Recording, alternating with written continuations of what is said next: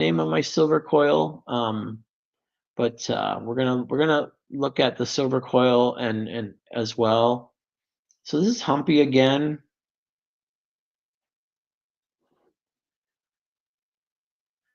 And so this time, this is DC. So now I'm trying to get Humpy to do DC. And again, it's not your normal fluffy ball that we're used to like that. That looks like DC right there. But it has this sort of sharper lines inside of the fluffy ball of the plasma. And so this is different. This is very different than the other DC. And you'll see it keep shutting down. And what's happening, and I don't quite get it, but as I'm adding voltage, it just shuts down and then it goes back to a smaller and then it builds up again, then shuts down. And I don't know why that behavior is there. It has to be linked maybe to the three different gauges of wire. And so here again, we're going to go DC to Humpy again. This time I got it a little better tuned. But as I've said before, this isn't your normal DC. It looks like AC inside, and yet it's of course has the fluffy outside, and it's not as the streamers aren't as long and going out as far, but it definitely has its own appearance for DC. So I'm going to kind of just step us through here because, again, can I do this? There we go. We can kind of see the DC and how it's outputting the plasma. And when I say DC, I mean a very smooth DC input. Um, and then it's basically hitting the ZVS circuit. And then the ZVS circuit oscillates. And so it's really a smooth alternating output. And so it creates this sort of very smooth, if you can see here, the plasma is even smooth. The other sharp, jagged tendrils, if you will, that's the AC that's turned into a bumpy DC. And so this is fascinating because I've not seen uh, Humpy or even any coil put out DC like this. This is a whole new kind of DC. It's a DC that probably warrants some more investigation. And if you look at this little dark hole here, Joe would point that out. That's a null point, and I'm starting to see these null points ever since he pointed them out. So there's one, there's one, there's one, and I think that one might be forming. So pretty interesting. But this plasma is just beautiful, and it's blurry and it's blended, and I love it when I make a new discovery like this, because you're not really seeing this kind of plasma at any other place. Not to say I'm not trying to toot my horn. This is just something that is beautiful to me, and so I wanted to share this with you guys that 3 gauges of wire gives you a very different voltage output or a plasma output than you would expect. There it is at its own speed. So pretty fascinating. Also, too, when I put in DC, I have to put in more amps. For some reason, I need less amps with the AC than I do with the DC.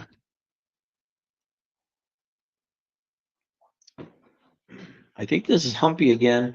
I think we've seen enough, unless I do some really big close-ups here. No, it's pretty much the same.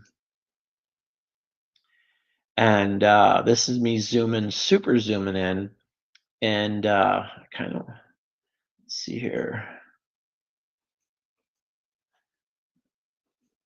Just wanted to see if I can stop it here.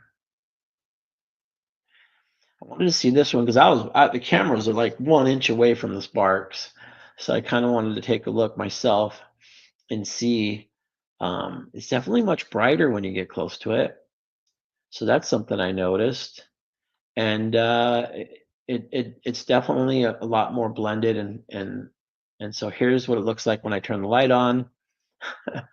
To kind of give you scale of where I'm running my experiments. All right, so I charged a piece of plastic, which is sort of the essential quality of an electret. I take my electrostatic meter and I set it upside down. Here's another really cool electrostatic meter. This is my favorite meter actually, and I could bring up the plastic that I charged, and I can see it, how far. I have one plastic disc that I charged that can light up this meter about 2 feet away.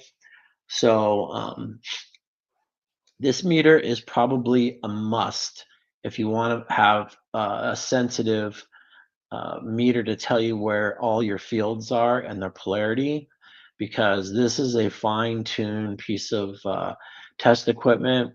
I bought it off Amazon. I think it was made in the UK or made in the USA, so not very cheap, but it's been a necessity for my uh, field detection. Now, if you'll notice the glass here in this orange bowl, that the glass beads are moving, and you'll notice my hand is moving a piece of tire rubber. And as I'm moving that piece of tire rubber through on the other side of the plastic bowl, like a magnet in iron shavings, I'm manipulating the glass. And this is something I never would have expected. Excuse me, sorry.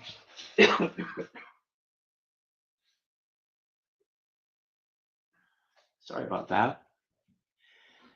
You wouldn't expect that you could take a piece of rubber on the outside and make glass run up the wall. And so this is a whole different kind of magnetism, if you will. And it's pretty awesome stuff. I thought I'd share because I don't know if you guys have ever done something like this. I haven't, because I didn't know you could do this. Because what's happening here is there's fields interacting that are going right through this plastic bowl, the orange bowl, and the glasses seems to just be focused on that piece of rubber. I think I do a little bit more with it. Again, there we go. And there goes the glass. So, I mean, magnets eat your heart out. This thing's pretty cool. Another thing too is these glass spheres kind of like to take on their own formations. And the reason why the glass spheres, when they form, they don't touch each other is because they're all the same polarity. And you know that like fields repel and opposite fields attract. So the glass beads want to climb up the wall, but they don't want to be near each other as they climb up the wall. It's sort of like when the in-laws come over, you don't mind if they come over, you just don't want them to get near you. No, I'm just kidding. So, yeah, look at that. And the glass spheres literally leap from the bottom of the orange bowl and find their position uh, based upon a piece of black rubber behind the orange bowl. So, interesting phenomenon. I've just grown a real interest in this side now of electricity, where it's sort of neglected field. Not a lot of people know this, but watching these little glass beads just fly into formation is just astounding. And by the way, I'm not doing anything behind it this time. I just swept the outside of the bowl once with the tire rubber, and that's it. Boom, and they all started jumping. There's another beautiful way. For some reason here, there's a repulsion going on. So every time I bring the rubber close to it now, they get repulsed. And so I thought that was interesting too, because they're not just attracted, but they're now repulsed. So that action is fascinating to me, and I think it'll get a little bit better in this next one. No, that was the last one. I thought, let me see if this is the one. So wherever the rubber goes, the plastic runs away. I'm sorry, the glass runs away. So wherever the rubber goes, the glass runs away. And that's what you're seeing here. So the rubber's over here, and then when the rubber sweeps, they all run away. So cool stuff. So when people ask me, so what did you do today? I rubbed an orange bowl and watched glass beads dance. Now, if you guys remember that facial zapper for your skin and for your hair that Nathan did a demonstration of, I had tried to convert it here into a power supply. And so what I did is I took the innards out, put it in this little kid's clear toy case, and then I plugged it in and I made a jack here so I can use it for high voltage. And I don't recommend it. So here I'm fiddling around with these glass spheres. I'm weighing them. I'm seeing if I can charge them. Everything, it has to be precise. There's a lot of work that goes into behind the scenes to get the stuff to do what I'm doing. It's not what you would think to get there. So here are some beads, and they're not showing a charge. Makes sense because they haven't been charged yet. And same thing. So these are all getting ready to get into the experiments to be charged. So again, just playing around with the beads to have electricity run through them. This is one of the things I did is I put a glass petri dish. If you remember that little power supply I made, that power supply is powering this little sphere down here is the positive, and then at the bottom is the negative. So here I'm going to start running some tests. So you can see here that the beads, the glass beads are having an effect where once they're charged, it pushes the electric or the plasma into this sort of design, if you will, this sort of rotating design. So I'm not sure, because if you were to just electrocute the desk or anything else, it wouldn't have this effect. There's something about the glass being positively charged and then the electrode being positively charged. There's sort of this repulsion action going on, and it's only releasing itself by the bottom plate here that is negative. So, and by the way, this is another failure of charging particles, but it's a fun failure.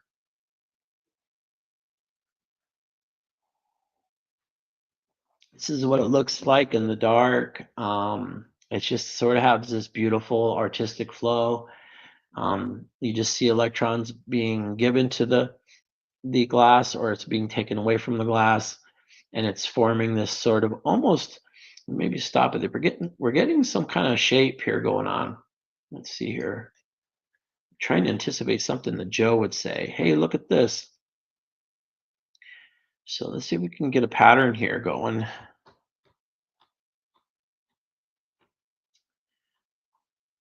Yeah, it has definitely has a pattern.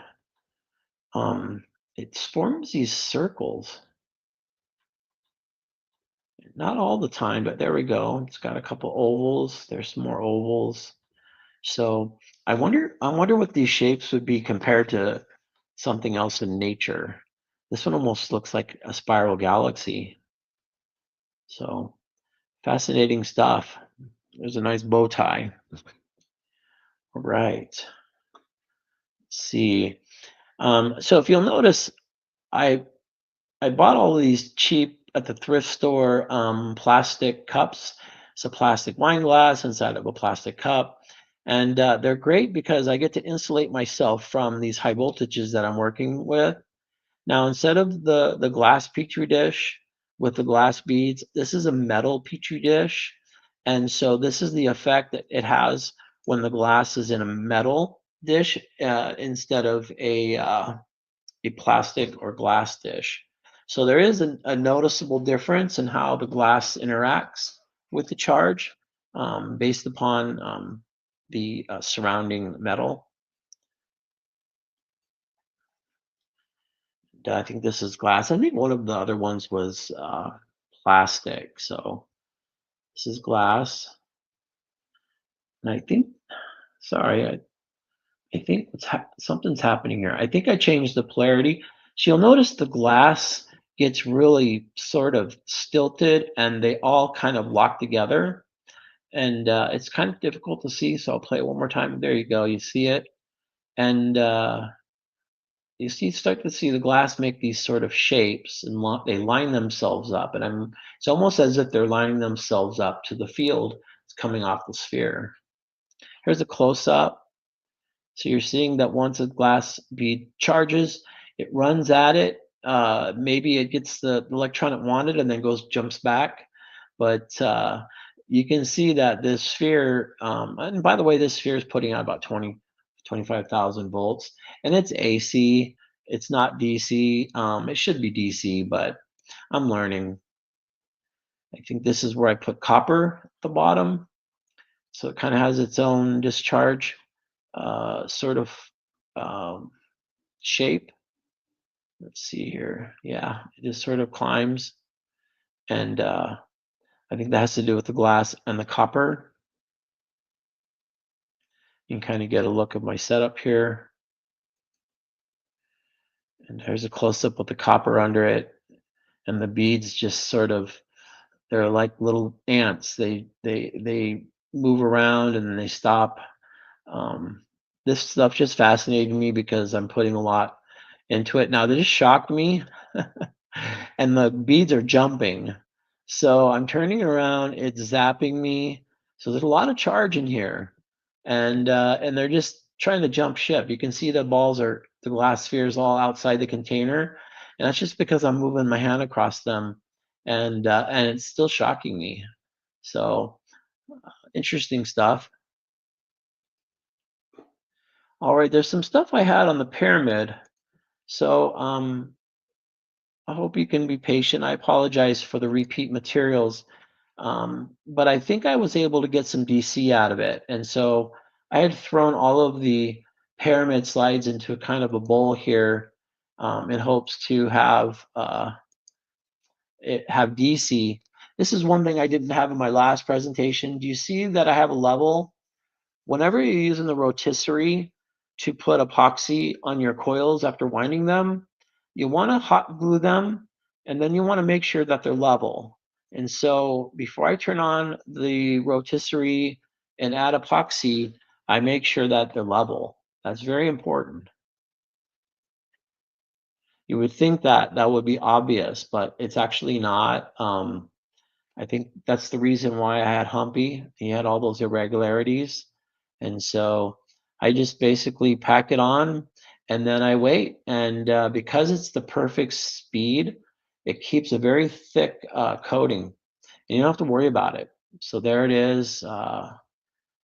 Beautiful coating. I know I've shared this with some of you guys, so I apologize for the repeat material. There's the silver coil. And this one, I just packed as much 32 gauge as I could. And I call that milk and honey coil. And milk and honey has Ian's name on it. I was going to send it to him. There's another close up. Guys, I just can't get enough of how artful these coils can look. Though the pyramid has been the toughest thing I've worked with so far, I'll tell you what, it's a tough coil. There's a silver coil. Got a little bit messed up on one side because I grabbed it early. Should have waited. And let's see here. So when I first shown this, and this was the coil one, that pancake coil that didn't work. We noticed that it had these lines on my camera. And even though you're not getting a lot of discharge that's visible, it had a very strong field that was affecting the camera. And so I wanted to talk about this again because this doesn't happen when I have really good plasma coming out. This is 60, 70 volts, the total maximum. You're getting almost no discharge. And look at what it's doing to my camera. So there's something going on inside the pyramid when it's inefficient, that it projects more waves than when it's efficient. Now that seems counterintuitive, but that's what I'm discovering, is that when it's super inefficient and I'm putting all my volts and amps that I can, and I'm also about to burn things up, I get a puny discharge, but I get these incredible output waves. It's projecting its field quite far. I can't bring my camera close as I normally do because it would literally start zooming out or going to slow motion. It was basically operating my camera. Now, it's important to note that this action does not hurt my phone if it's the plasma that you saw earlier. But when it's that plasma you saw, that's when it becomes a transmitter, at least a better transmitter. Here I shared with you guys, tried different geometries of coil one. None of them worked. So this is kind of old news as well. This was the pancake that I shared with you guys, about 7,000 turns of wire. I tried to make it into a bifilar. It is a bifilar. And then I thought, well, why don't I make the bifilar coil one and then the coil two, the pyramid? But it was a failure. And so I have some 12 gauge wire, kind of show you how I build. And you guys have seen this. Some of you guys have seen this. But I'm going to build a conical or concaved coil one for the pyramid. And so this is how I did it. I just put in 3 terminal blocks like this, and then I just start pulling them apart, and I get the shape that I want. It's not complicated. It's not hard. Now it doesn't look that great. It's not super pretty, but this was the only way I could get the pyramid to give up some of her secrets. So everything else I tried, the pyramid was very obstinate. So now I want to make sure that I put the pyramid in it. Look at that. Almost perfect. Um, Again, I hope I have some DC here for you guys because I know I've shared AC. So let's see here. Just getting ready to test it. So you can see there on the bottom, that is a perfect example of just not having your setup balanced. There's just a slight asymmetry and it should all be equal, but it's a little closer on this bottom side. So as I start to add voltage and current, you'll see it down there, and that will eat a hole through the pyramid if I don't deal with it.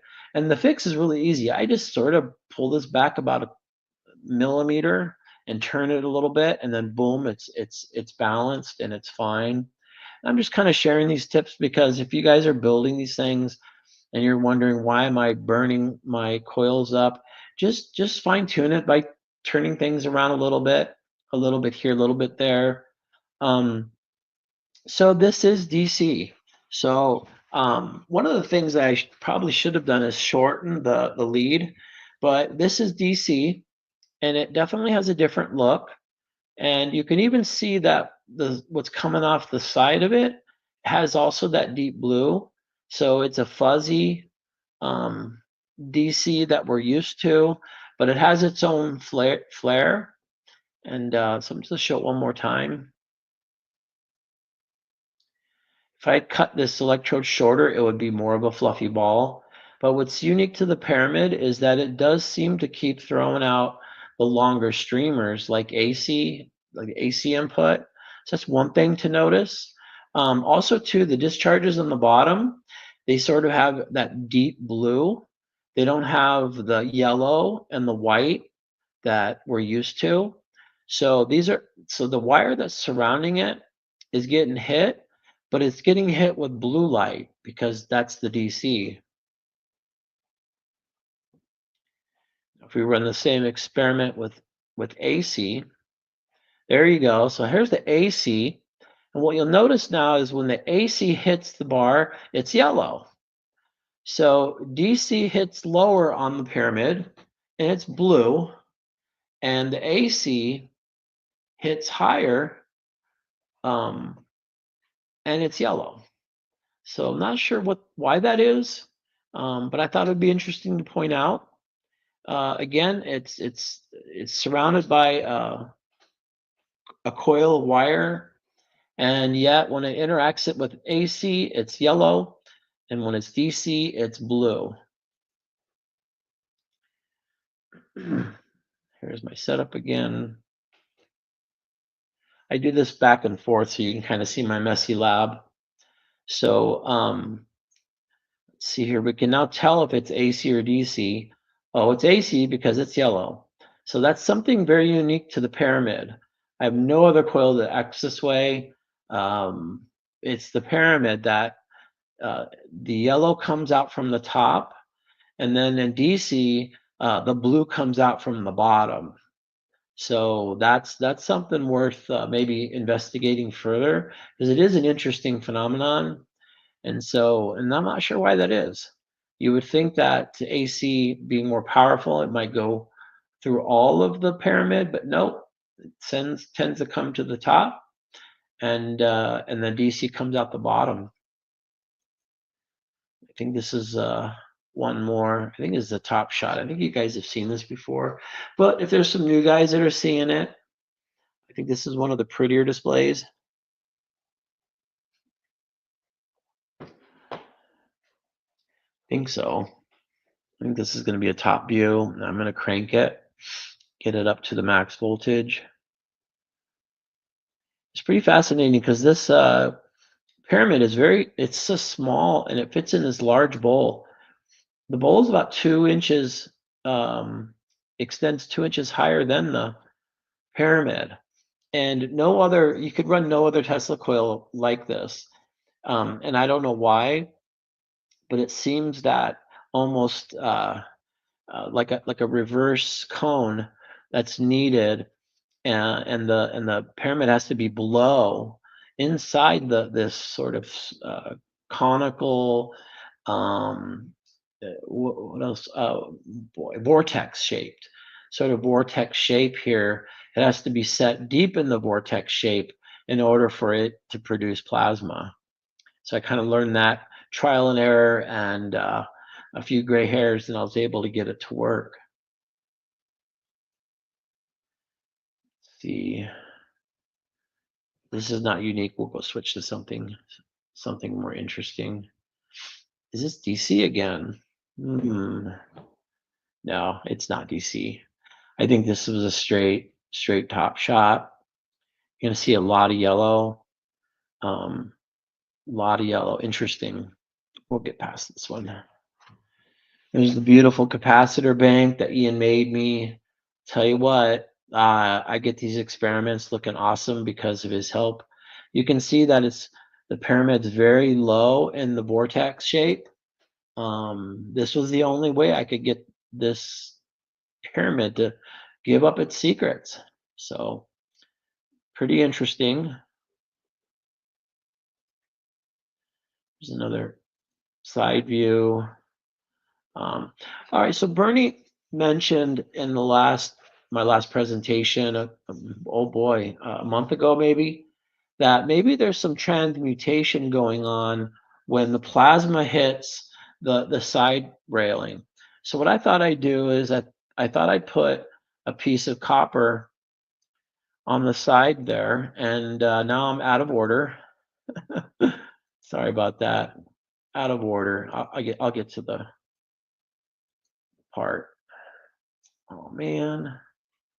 Okay. We'll see. All right, this is the silver coil. Um, there's a guy by the name Bob Grenier. He was evidently using some still shots of my silver coil. So I'm honored, I'm humbled that somebody as smart and talented as him, that he'd be interested in some of my work. So I was overwhelmed when I heard the news that his uh, part of his presentation was the plasma coming from my silver coil, 99.9% silver magnet wire, 33 and a half gauge or 34 and a half gauge, some weird size. And it probably has about 2 or 3,000 turns of wire on a 4-inch coil. There she is again, the silver coil. Put a lot of hot glue because I didn't want to epoxy it again. And I want this is so if you use the hot glue from the hot glue gun, it's like a quick fix. Otherwise, you're going to leak plasma everywhere. And I only want plasma coming out of the point, so that's where I just put the glue gun, and that way then the pressure goes straight up instead of out the sides and stuff. And so this is a close up of the silver coil. I don't know if I had this last time, but the silver coil definitely has its own shape. The output are very straight. There's no sort of bends. These things are coming out straight shots, which is fascinating. Also, too, we can't hear the sound here, but this silver coil, it sounds like butter. It sounds like a light rain on a warm spring day. It's it's peaceful. That's all. The only way I can explain it is it just has this sort of um, rainy day kind of comfort, almost like those white noise machines you buy and they have the sounds of weather. Okay, I think I've already showed you guys that. Let's see here. Thanks for hanging in there, guys. We're getting there. All right, so this is DC with the silver coils. This is something I haven't shared yet. Now, the silver definitely puts out a really nice, almost a sphere, probably more egg-shaped, an oblong fluff of, it's very symmetrical. It's definitely very different. It has a lot more yellow in the center than what you would expect on other DC. Let's see here. I think I blew the breaker here. Let's see here. I can do this again. There we go. So yeah, this really was fun to get this to be pure DC. And I kind of want to do what we did last time is kind of walk through it so you can see if we can see any differences in this plasma than others. Has a lot of yellow. Again, that's I always see that yellow grow when I add current, but I never see yellow on this scale. So this is definitely a silver thing. This silver is making almost, I'd say, a quarter of this that pure yellow plasma. So that's very cool, very interesting, very new, and you're seeing a lot of the null zones too, which you're seeing here. But yeah, this is like a gentle um, plasma. It's not imposing. It's not jagged. It's almost calming when you see it. And again, that yellow is only appears in the silver. Normally, yellow is just a little tiny dot at the end of the wire, but not with the silver. So cool stuff to see how different materials act differently with plasma. All of getting DC to work on these was a challenge for me. None of this was easy for me because I had the 3-wire, I had the silver, and I had the pyramid. So those are all completely new coils to me. So we're almost done here, guys. So this is having fun with the glass beads. This is a clear plastic bowl. And I do a slow motion here because I want you to see um, how the glass balls roll, these polished spheres roll on a plastic bowl. And it looks like normal. Nothing out of the ordinary here. I mean, this is what you would expect. Now, I'm going to add that tire rubber to the back, and then I'm going to start shaking it. And you immediately saw when I picked it up that it started forming these sort of its own little groupings of glass. And so I thought, it looks like there's some activity of fields or something going on in this, but you can see that adding that little tire rubber to the back, it immediately changed the shape of the fields that these glass spheres are interacting with, and so you're getting this sort of design. So I decided to do this in slow motion to maybe we can get some hints into what's really going on. And I don't know if I got hints, but when you see that the tire rubber is really close, where it shows darker, it seemed like that's where the glass is sticking to the most. But that theory kind of doesn't work at all at every time. But I thought it'd be worth seeing that. Okay, I have a clear plastic bowl, nothing. The glass spins around. If I put a rubber under it, now this plastic bowl is thick. It's probably an 1/8 inch thick, but a little piece of rubber under it, and all of a sudden the glass takes on um, its own shape as it interacts and builds strong fields. And so this is what I've been doing while I haven't been feeling good, and just again trying to see how I can uh, discover and work with all the fields that surround us every day. And so this is just one of those experiments, something elegant, something soothing about how glass and these fields work together. It's just fascinating. Let's see here. Okay, I don't know what I did here. Sorry, I'm not hitting anything here. Okay, so here I use the clear bowl so you can actually see the tire rubber. So what I'm doing is I'm just sort of going back and forth. And as I go back and forth, I'm starting to charge the glass. But this time, this is what I tried to show you earlier. This is the repulsion. So there'll be a group of glass hanging out. Here you go. You can see them, and they'll run. They'll run right from it. See how it just broke away? So that's different. Why isn't it attractive? Why is it all running now? There's some sort of repulsion thing going on, and I don't get it because it's a piece of rubber. It doesn't have a positive and a negative side. It's just rubber, and it's just glass. So here I am. I'm kind of showing it again, um, and it's just as I move it. Oh, so I did a slow mo here because I wanted to see how when it comes close to the glass runs. Now it's staying on the vertical side of the bowl, okay? So those glass beads have quite a bit of charge to stick. But when that rubber comes, instead of it making glass fields, it's scaring them away. And so again, this fascinated me. Why is the tire rubber scaring the glass through a plastic bowl? And so I kind of leave it here because it wants to run. It's not running anymore. So something's going on with the polarities. It's starting to break up. So fun stuff. And that is it. That's the end of my presentation. Right. Thank you guys for listening. Thank you guys. I appreciate it. I look forward to your questions. All right, Shawn. That's just cool, by the way. It might be the friction right there.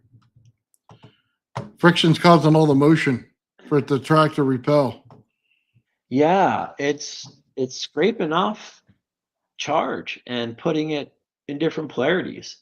And you see the people put a magnet and under the table and they make the stuff move, but have you ever put a piece of rubber under a table and made an insulator move? I hadn't heard of that. Mm-mm. It's something new, but it's kind of showing the power of fields that surround us. Cool. What do Yeah, you there was a think? couple. Go ahead. All right. Oh, go ahead. What did you think of the DC, the shapes of the DC for, let's say, the silver and the pyramid and for Humpy? Okay. The silver was awesome, by the way. Big and fluffy, like an egg, not so much a round circle, but it was awesome. Yeah. See, that discharge out of that pyramid is absolutely insane. Yeah. It almost looks like you could raise that number one coil a little higher Hmm. and still get it to discharge just fine. Right. Right. Which is non-intuitive. If you built enough Tesla coils, that's just an interaction that you would have to just wouldn't guess, I guess, the first time. Yeah, but if you look at the Pyramid of Egypt, if you think about it and you're pulling in a vortex to it, it makes all the sense in the world why that coil would be Uh, higher to get the vortex to pull into it. Just that makes changes your thinking about how it works. right, right. It's a little And different.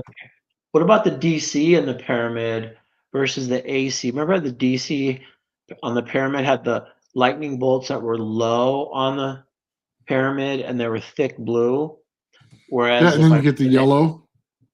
yeah, and then the AC was on the top and it was yellow. What are your thoughts on that? I don't know, Sean. That's something you'd have to have in your lab in front of you, man. That's something only you can answer. But it looked wild. I mean, I really enjoyed it. Awesome. Oh, it's good to see the gang. Hey guys, good to see you, Crypto. Oh, Jar Jar, I see you. Ulysses, QUO, DTN, good to see you. John Bigman, Negres, Coils, Johnny Yuma. Ah, Joe, good to see you, Joe. Yeah, we got some good people here. They're all good people. Lots of questions. I guess I have to give a shout out. I just sort of touched on what I'm doing with electrics. Uh, Jar Jar and I we're working on them together. Jarvis, Brent Jarvis, Mr. Lanius.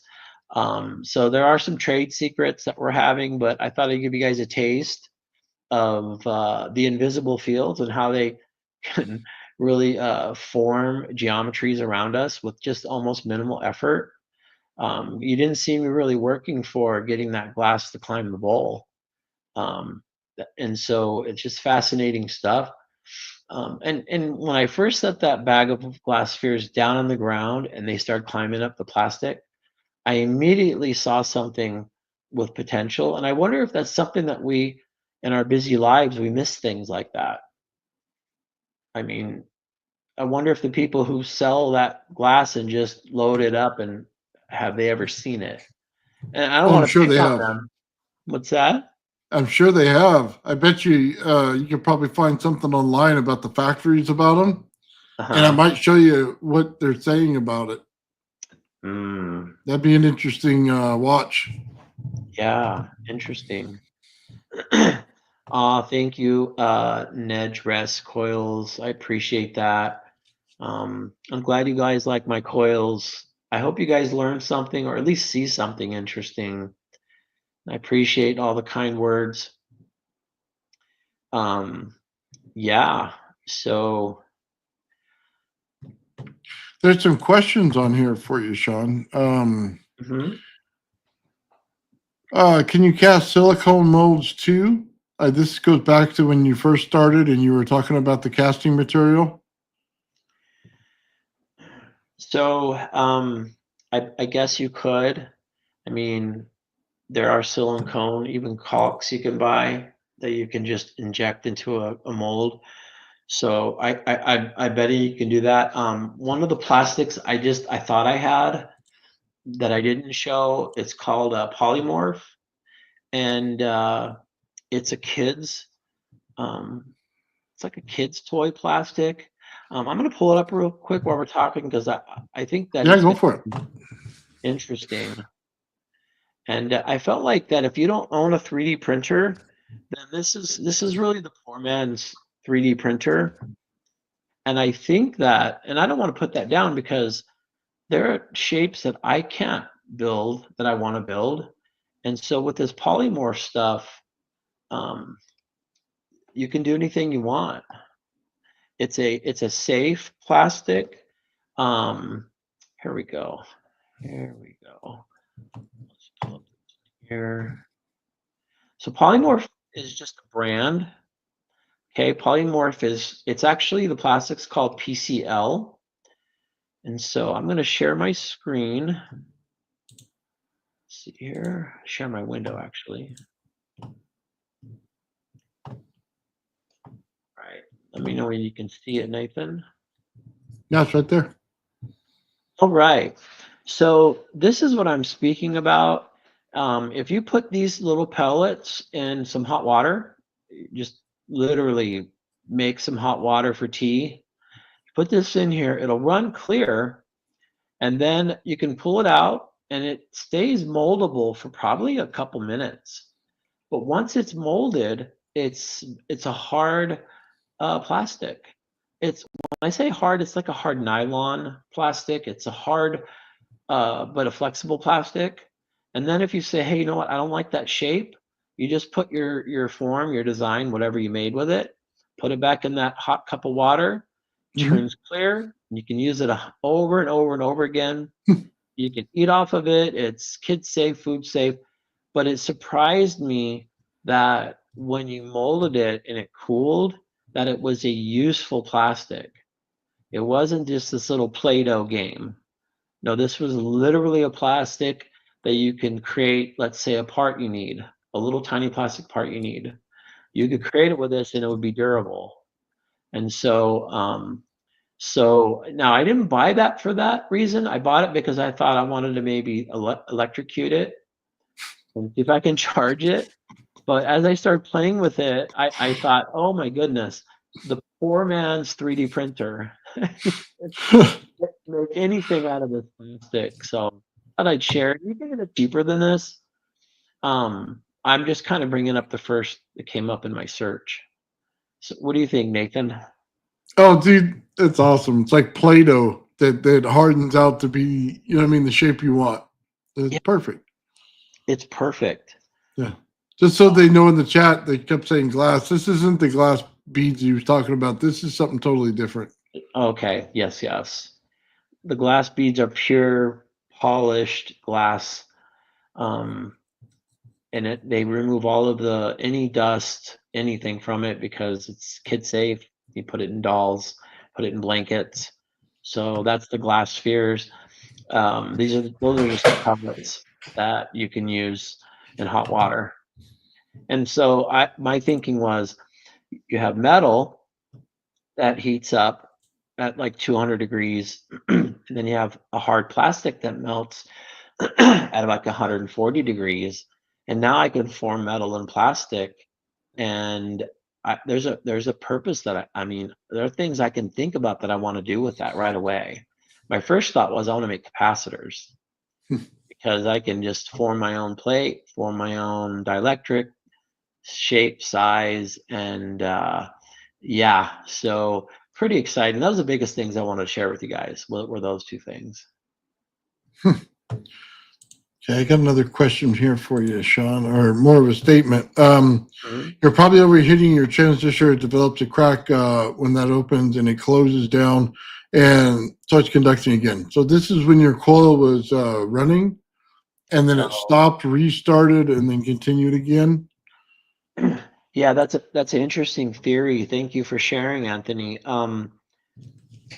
So there's something, and that might be true. I'll have to look into that. But there are different resonant frequencies, and there are certain drops between them. So when you saw my spark get big and then it went to little, that's Hmm. I was changing the capacitance real quick. So I'd flip a switch and it would add 40 nanofarads right away. Um, Flip a switch, add 40 nanometers, and so it caused it to go big, big, big. I flipped that last switch, that means it was out of resonance, and then it would drop down. And because I was running a lot of current through it, it was flipping that little breaker. So it was a kind of a combination of adding capacitance and it flipping the breaker. But the mm, cracks in the transistor, I mean, I'm going to test that. I, because now that I never design a circuit where I can't swap out the transistors or the MOSFETs. Always unloose 3 screws, pop it out, put a new one in, we're good to go. So I'll try that next time. So thanks for sharing, Anthony. um, Society of High Science asked on lumpy, I believe it is. There's 3 wire gauges. Yes. So there are 3 wire gauges, 34, 33, and 32, and they're magnet wire. And I gave them each the same number of grooves that I wound them in. And then I tried to wind them as the same windings, but not quite because 34 is thinner than 32. So I kind of focused on getting them to be equal.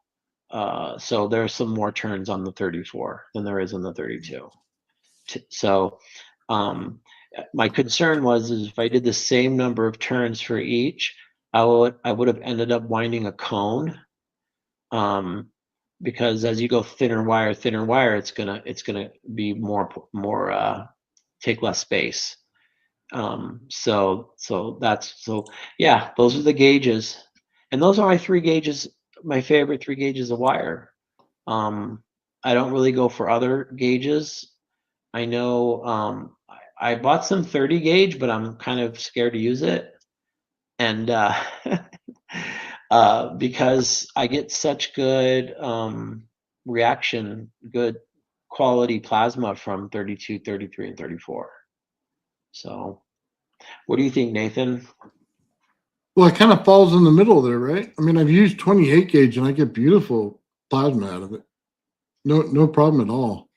That's I haven't you. used 30. I was planning to use 30. You know what I mean? I had a mishap with a coil or wire this week and destroyed it in shipping. I So saw I that. was Yeah. gonna have a bunch of beautiful coils out of it, and now I have nothing. So it sucks. Yeah, But that's. yeah, I mean, look, it's all about the resonance, so I don't think it matters. I think you're right, and I think we have different giftings because you can make thick wire sing.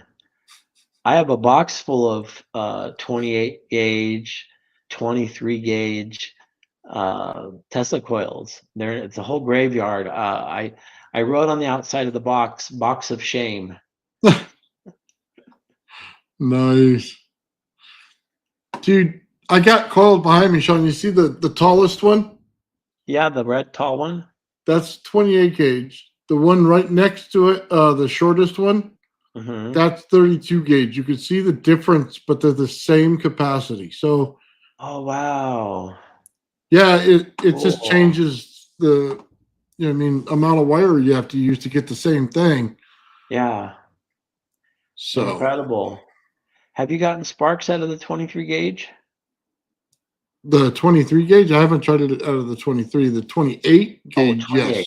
Sorry, Yeah. you've gotten out of 28. Is Yeah, that the that one's in 28. I got a green one in 26 gauge, and I bet you I can rip that sucker hard. I haven't hooked it up to AC yet, though. was that the one that I sent you the Java TC for? No, I don't think No, so. No, no, no. the 1 megahertz one that we worked on. Oh, yeah, yeah. No, yes. Yes. Sorry. I'm No lost worries. my mind on Java. Charlie C wanted those coils, man, and I sent them to him. 1 megahertz Tesla coils. So Nice. That's cool. All right, let's check out the chat. yeah, there's a lot going on in the chat, man. When you're running different coils in there, man, everybody loves that plasma. Thank Um, you. John Bigman says, wait, save that video, man. That is the most interesting video I've seen. I appreciate that. I really do, John. Thank you. Very cool. Let's see. Johnny Yuma says, I'm going to leave this static electricity and go to beneficence. Best of luck. Thanks, man. dude, I think he was trolling the whole time for Ben.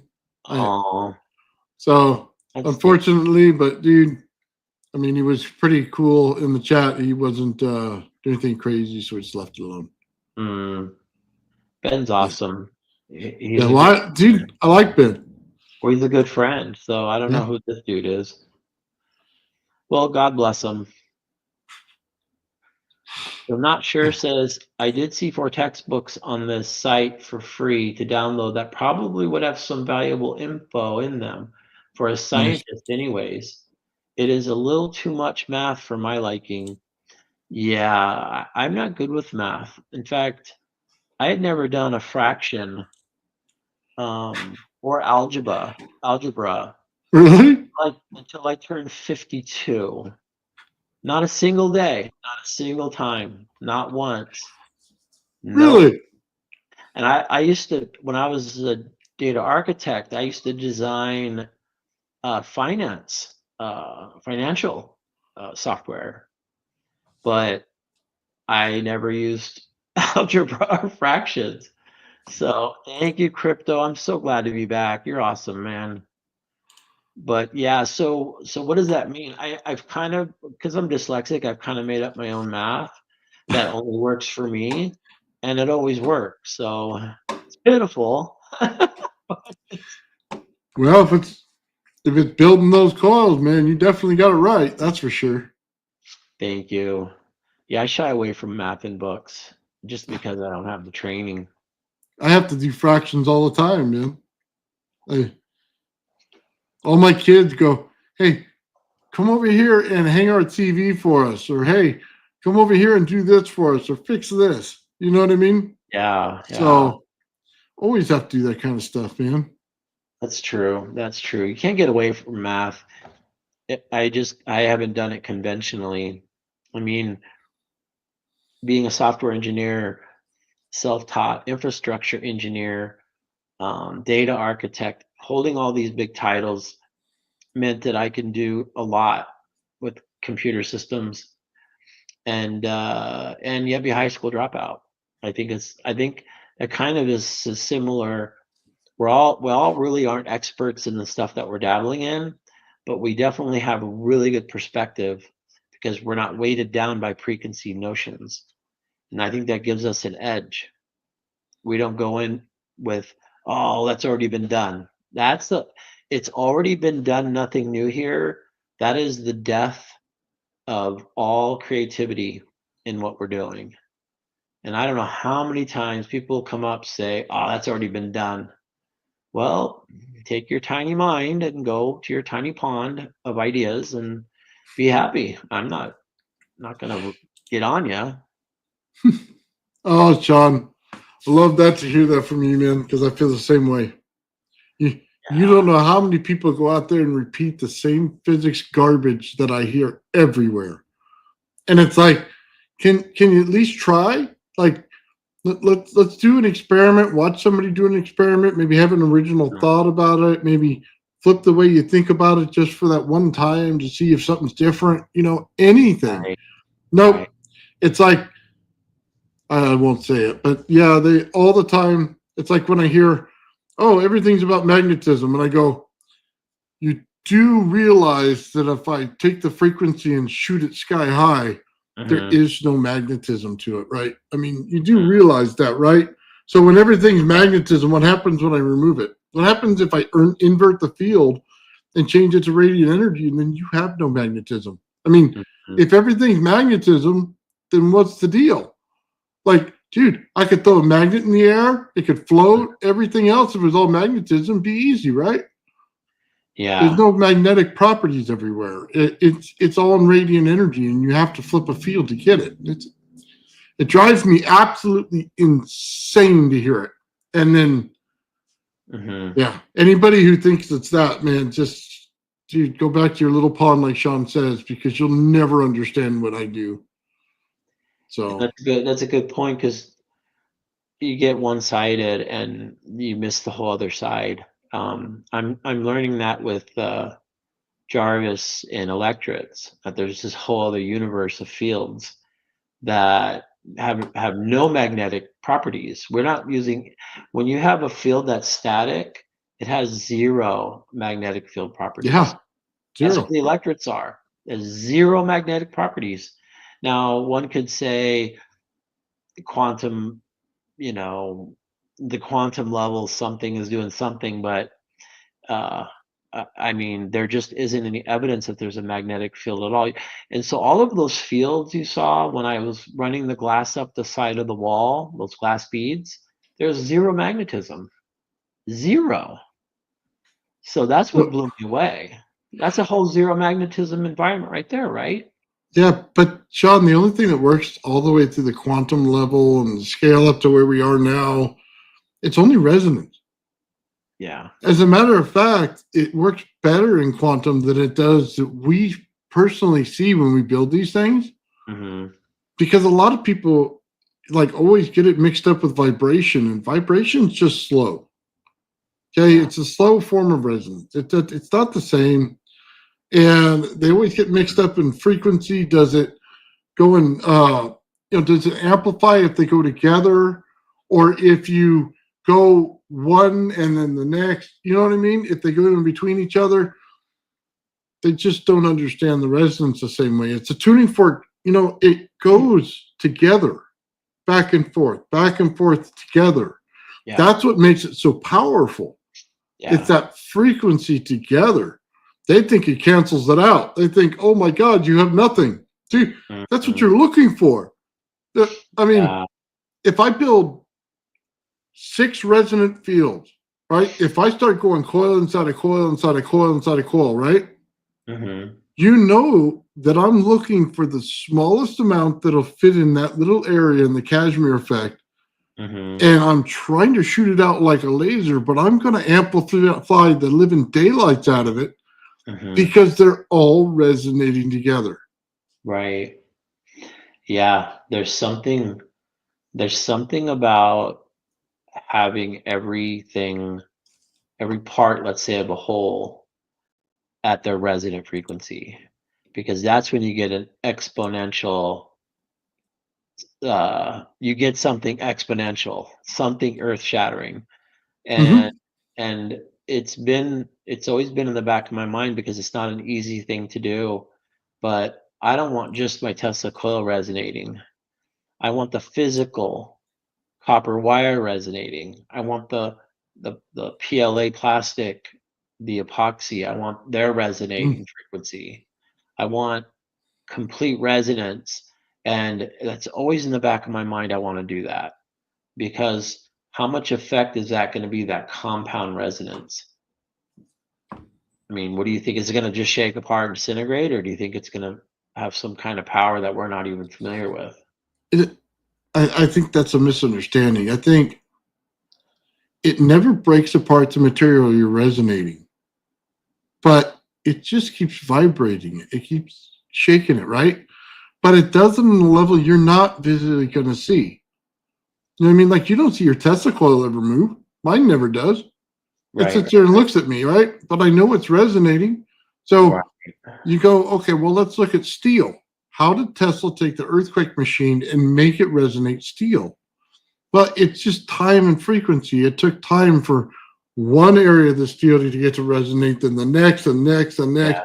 So you're spreading it all over the place by slow and steady, hitting that Mhm. mark every time. Because the primary resonance frequencies are the low ones. The 5 hertz, the 6 hertz, the 7, right? Yeah. Those are the primary ones. Then you get to the multiples, and then multiples into the kilohertz where we're at, right? So we're Right. not we're not hitting every resonance frequency. We're doing this. This little field works here. We're jumping that way over to here. Yeah. Tesla knew to start it small and let it go and hit every single one of them along the way till it gets to the big one. I think that's what most people miss. I think you're right. I think you're 100% right. So Crypto asks, any thoughts on this old man builds at Shawn Calderon? Oh, I can't see it right. Am I seeing that right? I could show it on the screen, but I can't pull it up unless he puts it in private. Oh, okay. Let's see what we Uh, got in chat. Let me see. Hold on. Let me see if I can't find it on. He says it's a OWE one wire energy. It's your one wire energy. I don't know if it is or not. It's not showing up in my chat. Uh, that's right, because Bernie's on the other one. Yeah, you'll have to email it to me or something, Bernie, and we'll pull it up and take a look. Yeah, I'm just scrolling through here. Yeah, go ahead. Yeah, Jabber, he says it's merely charge potential imploding in a longitudinal field, creating mass and gravity, period. That's nothing more. Genetic Jabber always has really detailed descriptions. it really gets you thinking. Um, so Time and Energy says working with piezo as well, or piezo. Not sure, says they have made up this hypothesis world of stuff that is too small to see and based everything upon it. That sounds like quantum physics. They just sort of base everything on this in this world that's not intuitive. And I'm not. And it also too, you see these big colliders, these particle colliders. What have they given us? They're nothing. They're We put junk. billions of dollars, and they promise to unlock the secrets of the cosmos only if you'll give them more money and give them a bigger collider. that's, Yeah. that's they should be using those colliders for fusion energy or something that's gonna help the Earth. It's yeah. We shouldn't be Yeah, spending. those things are kind of a waste of time. They should rebuild Tesla's Wardenclyffe, and then you get somewhere. Yeah. Somebody invest in that. Let's see here. All right, Shawn, real quick. Here's the video. Ooh,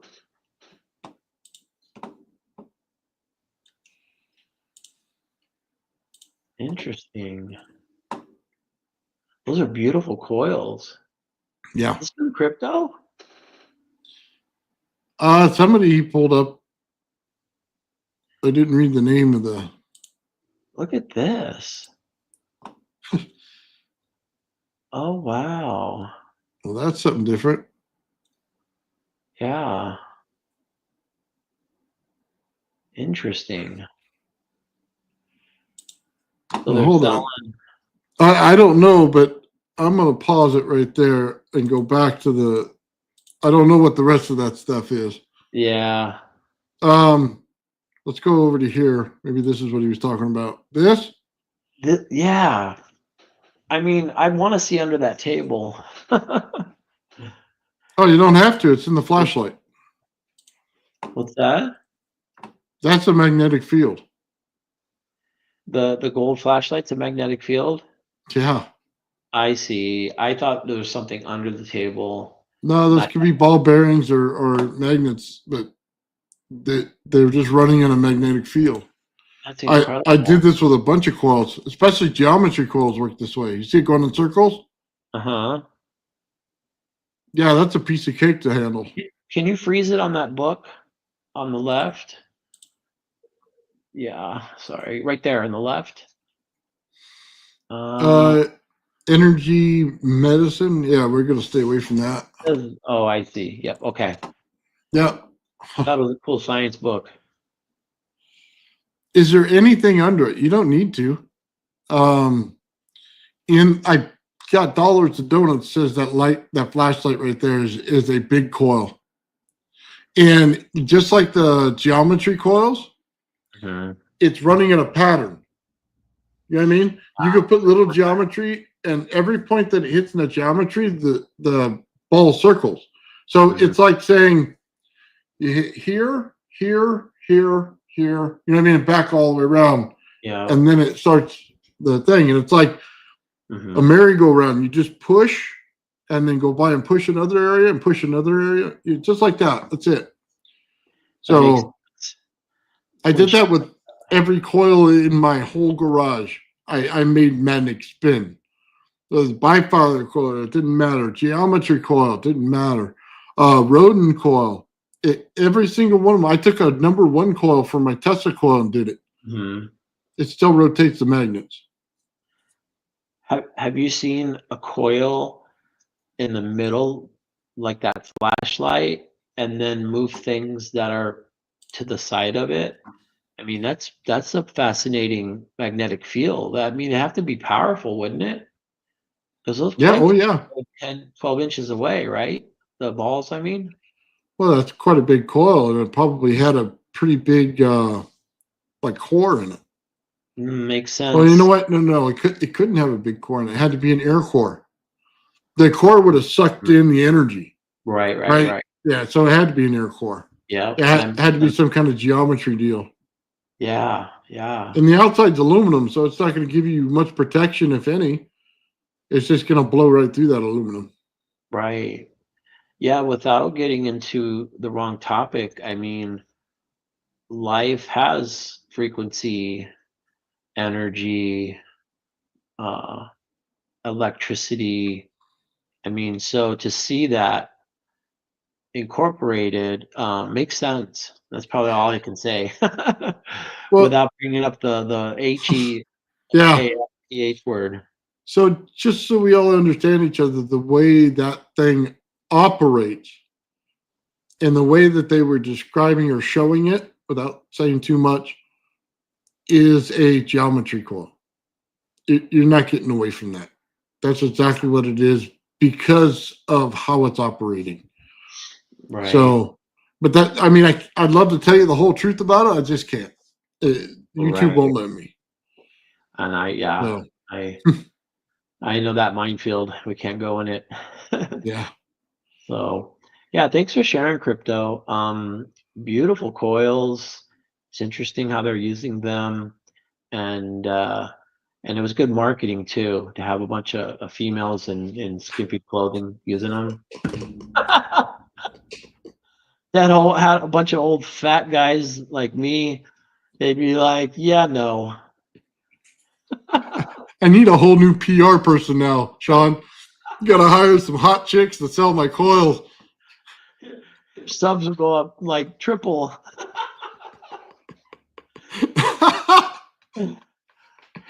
Oh, I'm gonna tell him too. I'll tell my wife. Well, Sean told me to do it. Yeah, He said yeah. it would sell really well.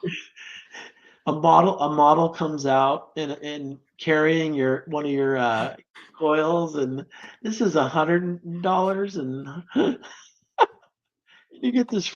No, oh boy, no, we can't go He there. said we'll sell it on OnlyFans. Yeah. So let's Oh man. um, got some more info. Yeah, Oh. charge potentials, capacitively imploding and longitudinal ether field, modality. That's what. Oh, that masses as well as gravity. I got to sit down and hang out with this Jabber guy.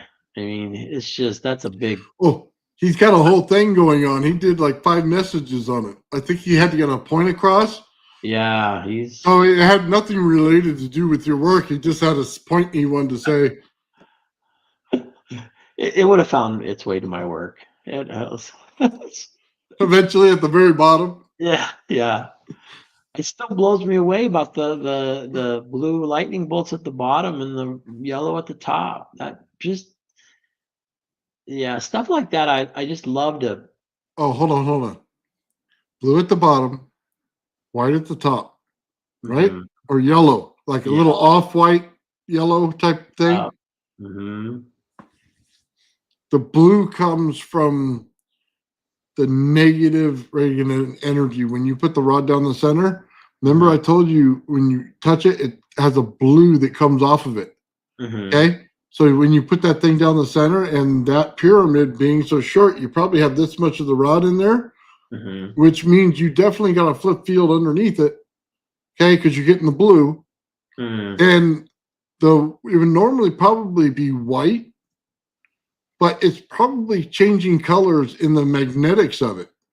Mm. Because you're right inside that field. You're not really going outside of the number one coil, right? Right, Most right. Tesla coils are outside of it, so you'd get a yellow discharge. Yeah, it's just incredible. The only other time we get that yellow discharge is if it's going straight to ground. That's another interesting thing because that number one coil is not going to ground. That number one coil is not connected to ground. The only thing connected to the ground is number two coil. That's it. And so Yeah. if you remember my other experiments that were connected to ground, it went yellow when it went straight to ground. But there's no ground in coil one, right? Yet when the coil two strikes it, it's yellow like ground. Well, that's what I mean. It's when you do high voltage, like DC flyback, right? Hmm. It'll put off different colors based on the amount of amps you put into it. Mm-hmm. Sometimes I get pink, sometimes I get purple, sometimes I get yellow, I get white. Right, It right. goes through the whole color spectrum the whole way. I mean, because of the amount of amps. So it basically is trying to tell you that the amount of uh, amps in there is the amount of heat. Okay, Mm-hmm. which means the magnetic field is that. So as you have it hitting the magnetic field, it creates the actual color of the light. Mm. That's why when you're out there and you're in radiant energy and you get to a planet, it has, you know what I mean, somewhat of a magnetic field. Any part that you can pull off that's magnetic, which may be very small, but Mm-hmm. it's still enough to create the light because the light's not there in the darkness. It's Yeah, yeah, only there around the planet. So, and it yeah. doesn't have to pick up much. It just has to interact with it. Right, right. That's It's interesting. it's why no one understands field flipping because they're not watching the color, they're not watching the fields, they're not seeing that that's a different field than this one here. You can't just say it's magnetism, it's a different field altogether. It's Yeah. like when I tell you things rubbing together, right? Mm-hmm. Well, you don't think much about it until you're in your socks in the hallway and you're rubbing your socks in the hallway, and then you start shocking people. Then you're Right. going, well, what happened? Well, it's the friction that created the field with your body Yeah. capacitance that gave it the voltage. Yeah, that's what was going on in my experiments too. Was the friction, and it created the fields that that manipulated the glass, really. Hmm. The glass was trying to work within the fields. And I know Joe mentioned that they had a hexagonal form in the earlier videos. And what I saw was, you know how you roll a dice and it has five. You roll a five on the dice. That seemed to be the shape that it was forming to me. Hmm. The one you were doing, the geometry in the little cup, we had the rod going down.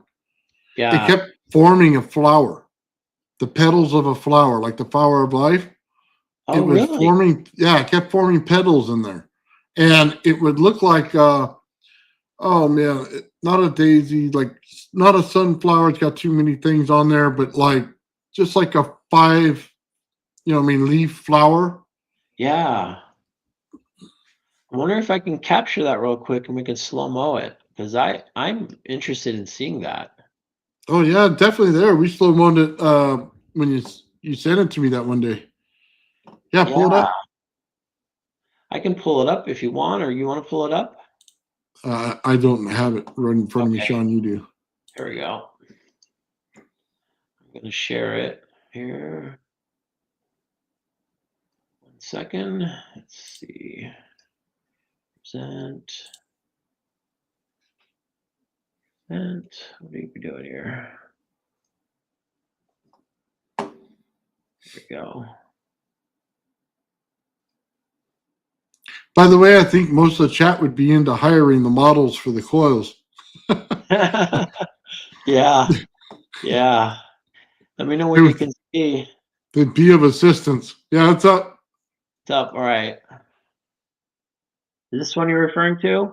Yeah, hit pause a couple times and take a look at it. Okay. Let's see. Let me move it back here. All right, let's see. Oh yeah, you definitely see a flower in there. You can see it. Yeah. You saw this. It's amazing. I don't see this. You exactly saw a flower. Look at those petals. Yeah, that's a flower. Now, Wow. I don't know what kind it is, but it definitely looks like a flower. Look at that one. Yeah. That's like a four-leaf clover almost. Yeah, it does. That's It's kind of cool. incredible. Good catch. This is, there's no instruction book. I just love zapping things. I'm like you. Oh yeah. I think everybody in the chat loves electrocuting things. Look at these So flowers. yeah, we got the right crowd, right? I know, don't we? Don't we? Let's see in the comments here about the flower. Yeah, I think everybody agrees it was like a clover. Yeah. Took There's those. 6 on some of them. Yeah, I saw 4 on some, 6 on another. Yeah. Yeah. Some of these flowers have to be a certain species. Because some of these have asymmetrical petals, but in the wild there are asymmetrical flowers. That definitely is a daisy. Or Oh, yeah, look at that. that's incredible. It's a little petri dish of glass and a little bit of voltage. Do you know what the frequency was of that right there? I want to say it's 185 kilohertz. Hmm. It's the wand. You know the wand that you use Mm-hmm. to shock your face? This is what it is. 185 kilohertz, huh? Yeah, Wow. if you turn that zapper thing on and then Uh-huh. move your oscilloscope probe to it, you'll see the frequency. It's Yeah, like, no, I've done that. I'm just looking at the flower. I'm like mesmerized by that. That's so sorry. cool. Yeah, I'm off topic. Sorry about that. It is cool. I can't get enough of it. Almost done here. I want to see if there's a poppy or that was kind of an orchid. Yeah, because it's sparking out like one of those little plasma balls in the Mm-hmm. center, and then it's lighting up the glass like a reflection or something. I don't know what you call it, but it's going through every one of them. Right. And it's not supposed to go through glass. What is that?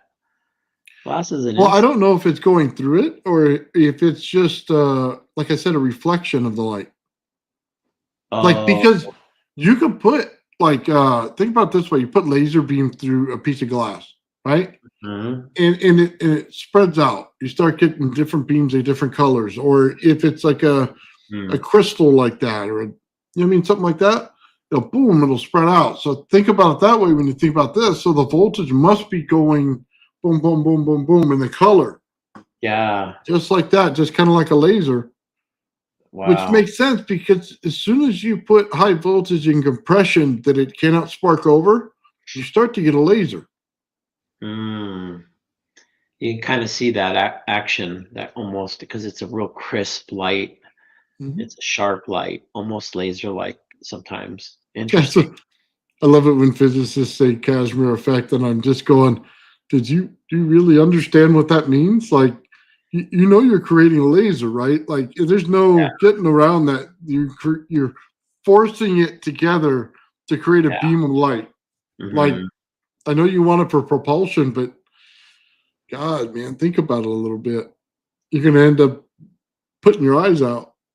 Oh yeah. Oh, I have a laser I bought some years ago, and it'll pop a balloon at 50 feet. Yeah. I have a under lock and key. It's more dangerous than firearms. You go blind in 1 second. Oh, yeah. Yeah, pretty cool. So, all right. John says that's a coil and it is a wand. Yeah. Just, okay. Hold on. Jaren Visitor said Casimir effect. Mm-hmm. Check this out. Take 2 flat pieces of aluminum. Okay. Spray them both. Bunch of coatings. Okay.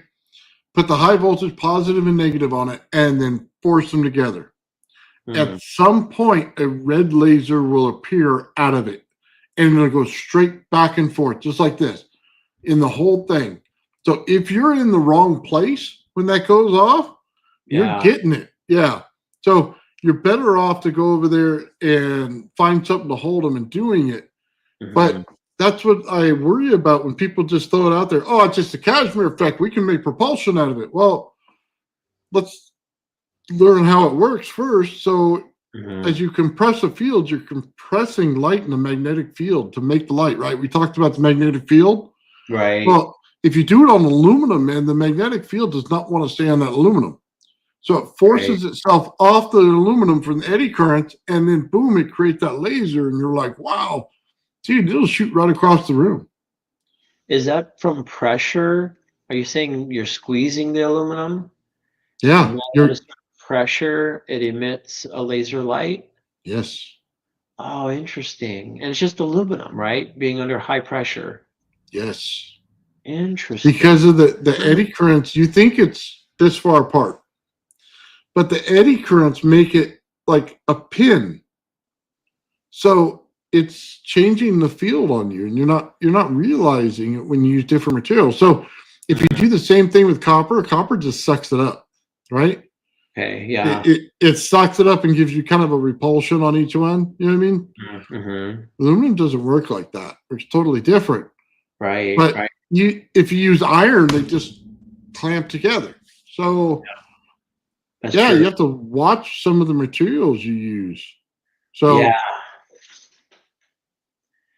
I know yeah, aluminum has properties where if it forms an oxide on the surface, you can make it into a diode. Aluminum's in some interesting stuff.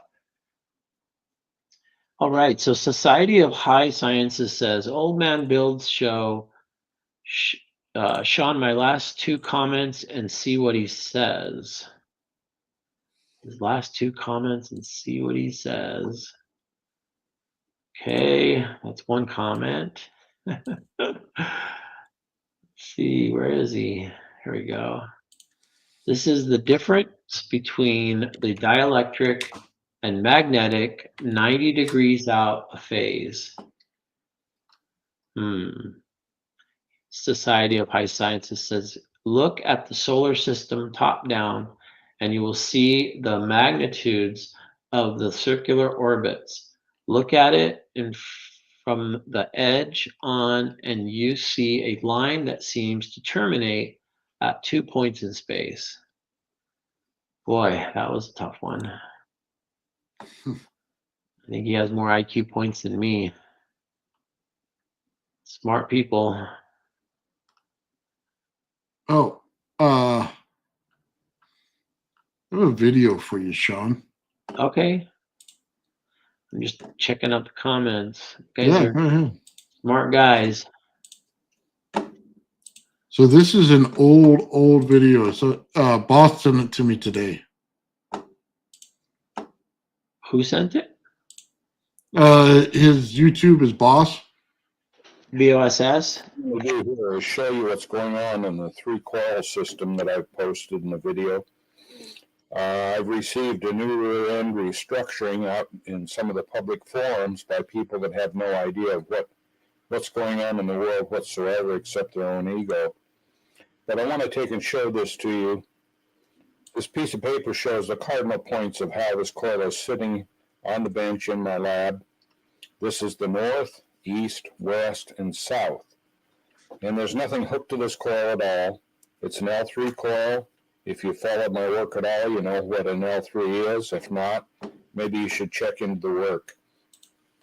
The spectrum analyzer, as you see here, I have it set for a span of 40 megahertz with a center frequency of 20 megahertz.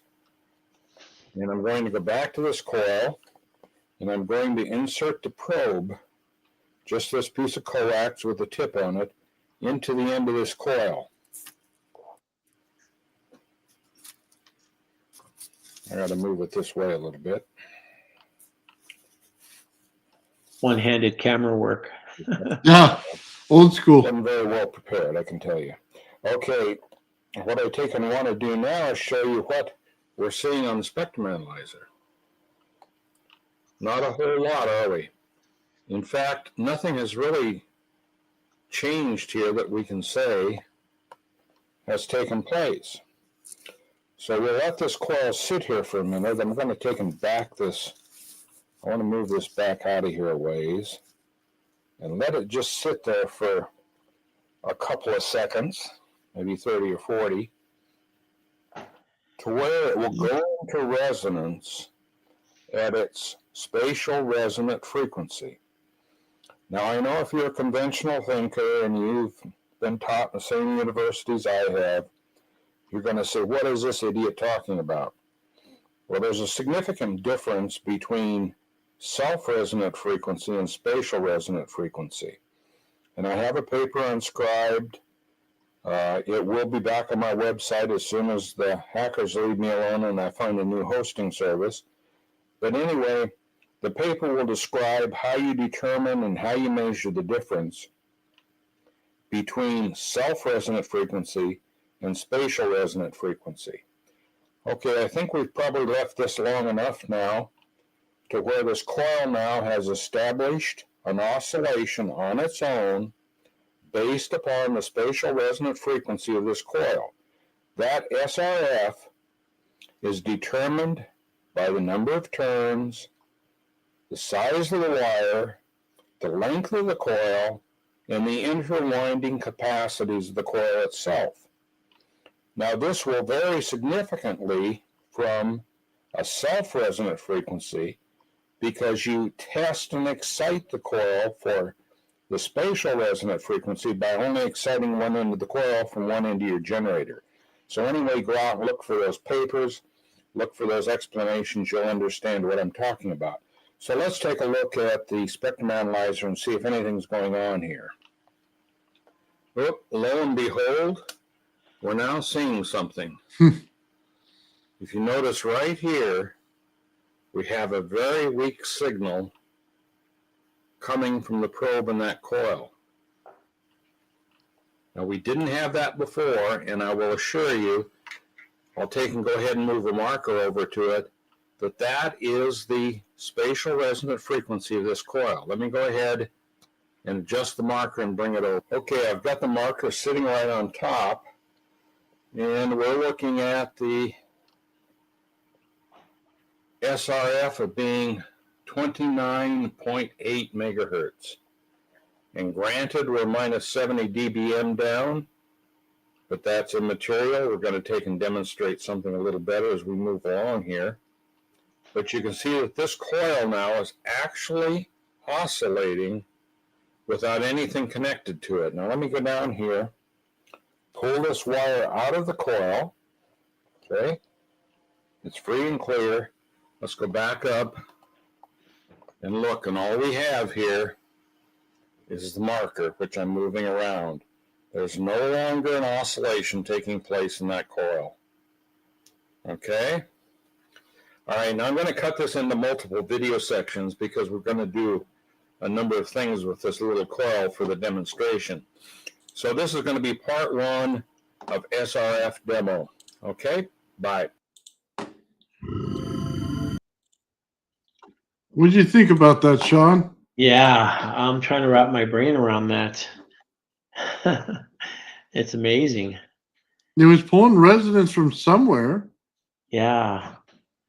It's you know, we live around frequencies, we live around vibrations. So I mean, he's just drawing from that. I mean, we have an electrostatic field, the Earth's electrostatic field that moves. So I don't know why they call it static, because it's moving. But there's a lot going on with around us that we don't really think about. So I'd have to watch that video a couple times because there was some really cool stuff. And so he sent that to you? Is he are you just subscribed? Oh no, like I said, Bob sent it to my email. He said, "Check this out. It was interesting," and yeah, it was. So I thought I'd bring it to you because you're like the resonance guy, man. You know what I mean? Yeah, This is like wicked, just out of nowhere. So we saw, just so we understand, that little pipe that they put around the internet. I don't know if you saw it. That they're supposedly pulling energy from, free energy pipe. I haven't seen it. Yeah, I have a feeling they're working on the exact same principle. It's just a simple resonance you're picking up inside the pipe. It's the same resonance he's picking up inside that. And he has the advantage of the coil. Yeah. And that coil being that short, that's what, 30, 40, 50 megahertz into the terahertz range. That thing is so small. Tens of megahertz, easy. Mm-hmm. Yeah, I wish it was in the regular hertz level, but that's not. So hertz level coil is huge. So yeah. Just to give you some perspective, at 32 gauge on a 4-inch pipe just to get it into the hertz, not even the low hertz. You're looking at least 6 feet, 6 feet height. Wow.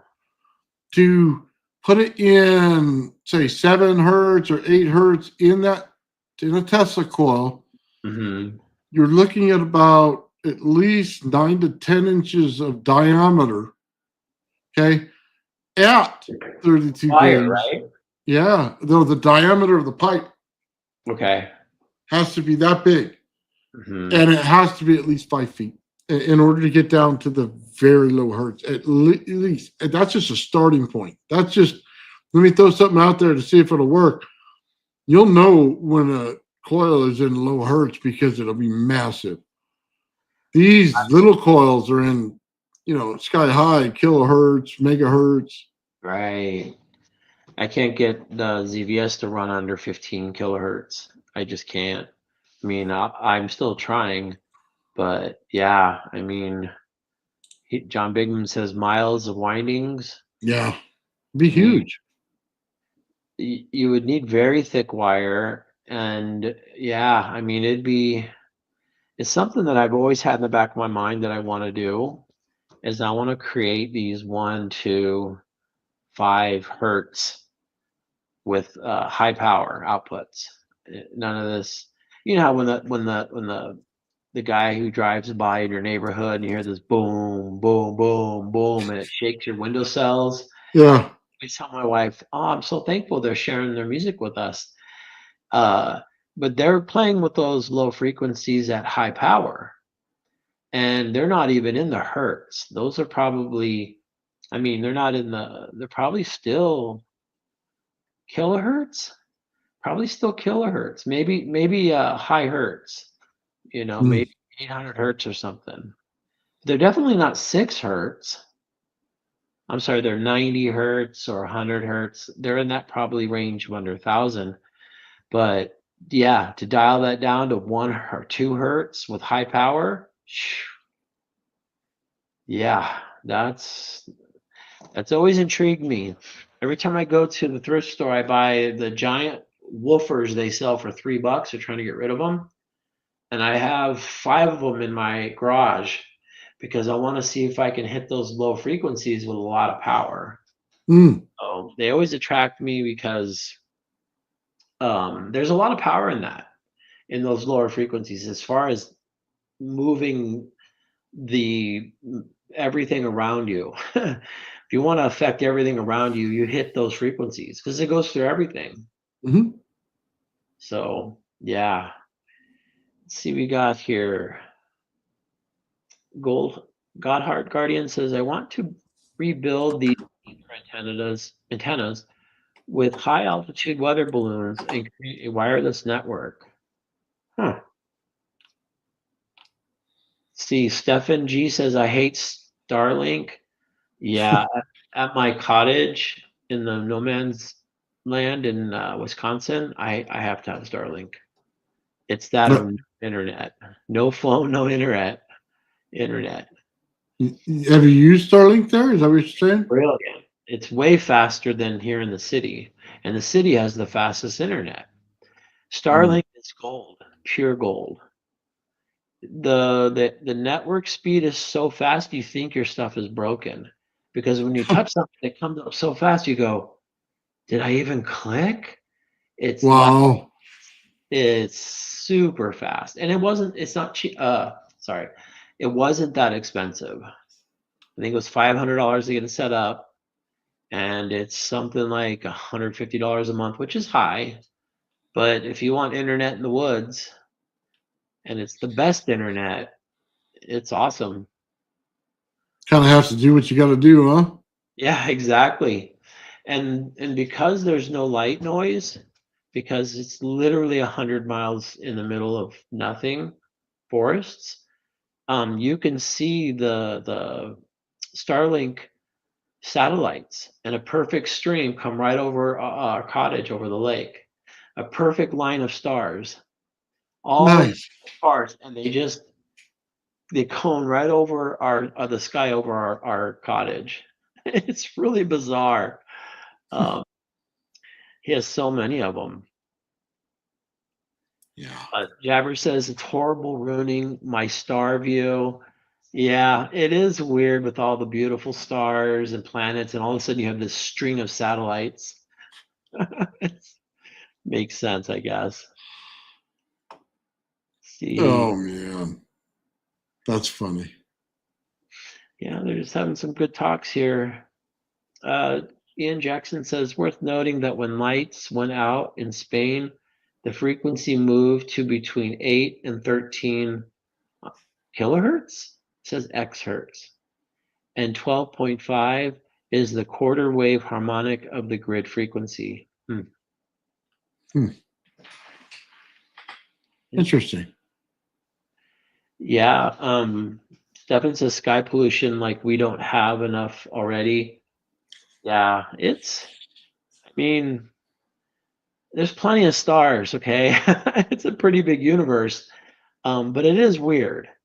And I'll tell you a story. So my wife and I were laying out on our dock on the lake, and it's so dark you can't see your hand in front of your face. Okay. Yeah. And we're looking at the stars, and I'm like, oh, honey, look, there's a North Star. And oh, look, that's Venus. And then this line of marching lights came. This is before I heard of Starlink. And I looked at my wife, I said, these are UFOs. Because I've looked at the sky forever.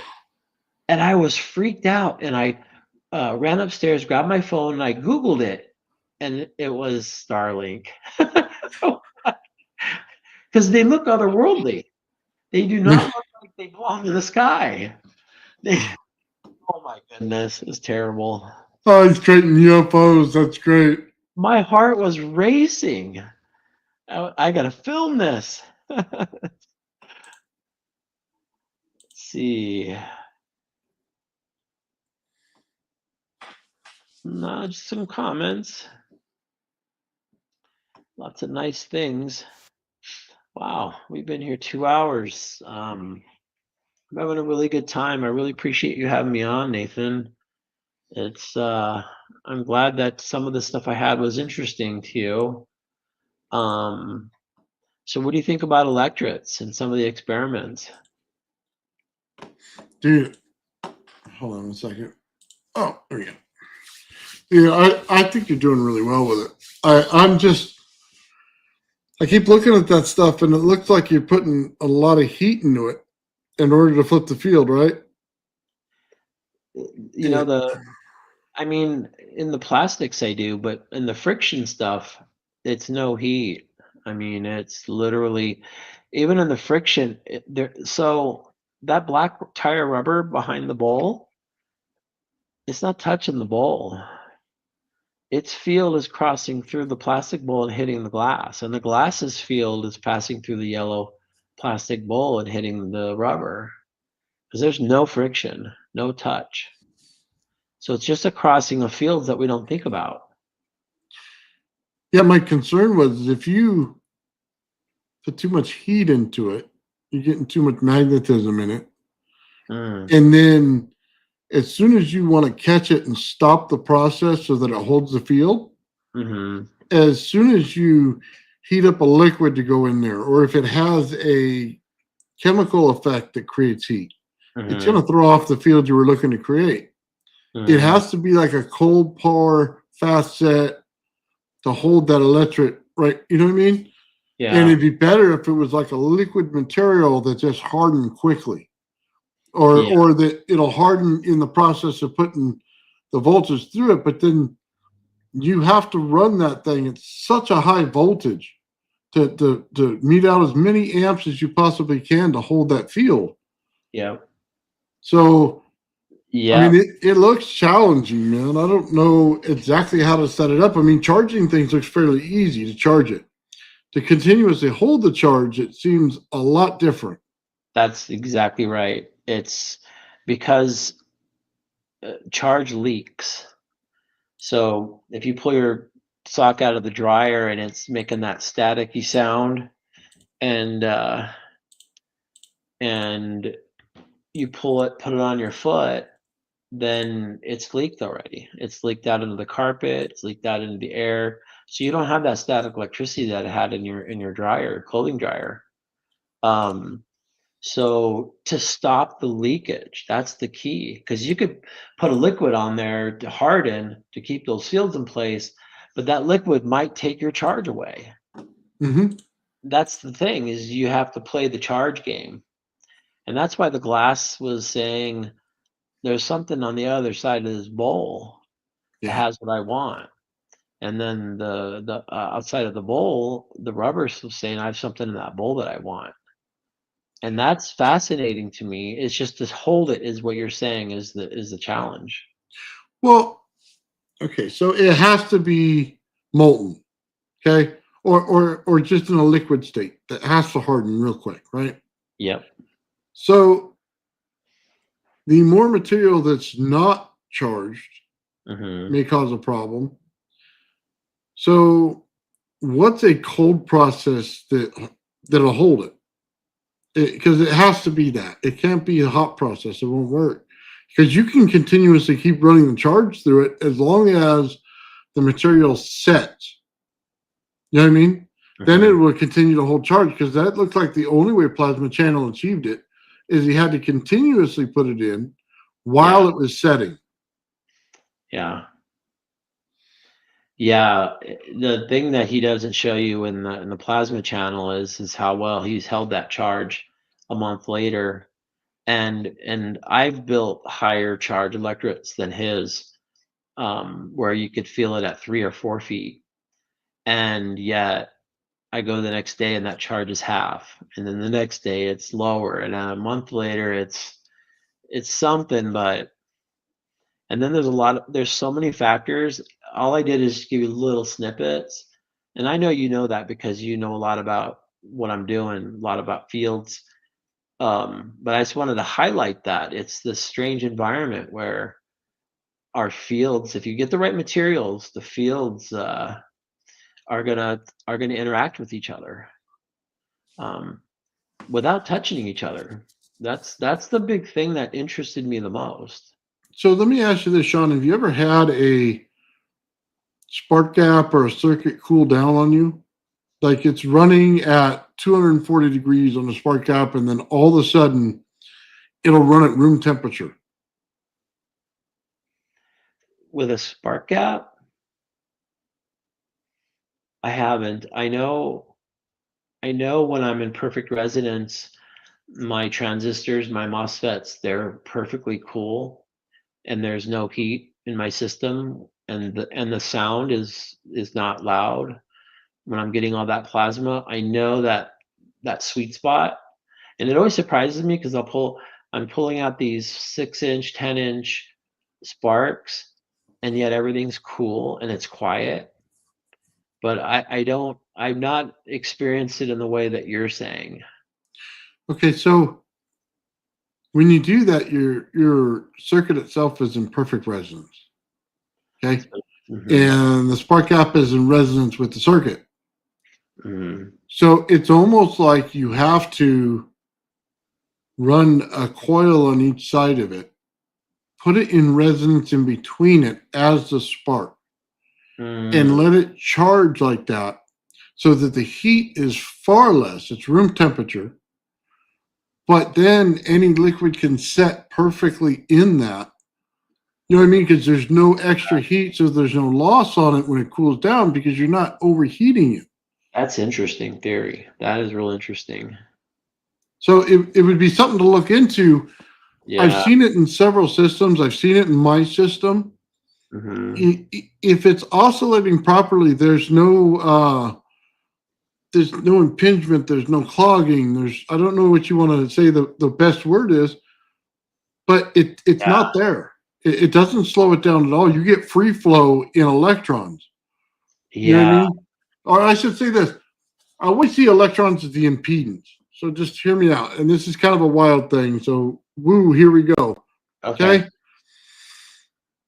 Electrons to me are the impedance. They're what creates your magnetic field. They're what slows down the electricity itself from free flowing. Okay. They're Hmm. clogging the artery in there and they're slowing this thing down and creating the magnetic field. We Right. look at it as a great thing because it creates a magnetic field, but the buildup of an electron is basically it forms a little ball, puts in static electricity and creates heat.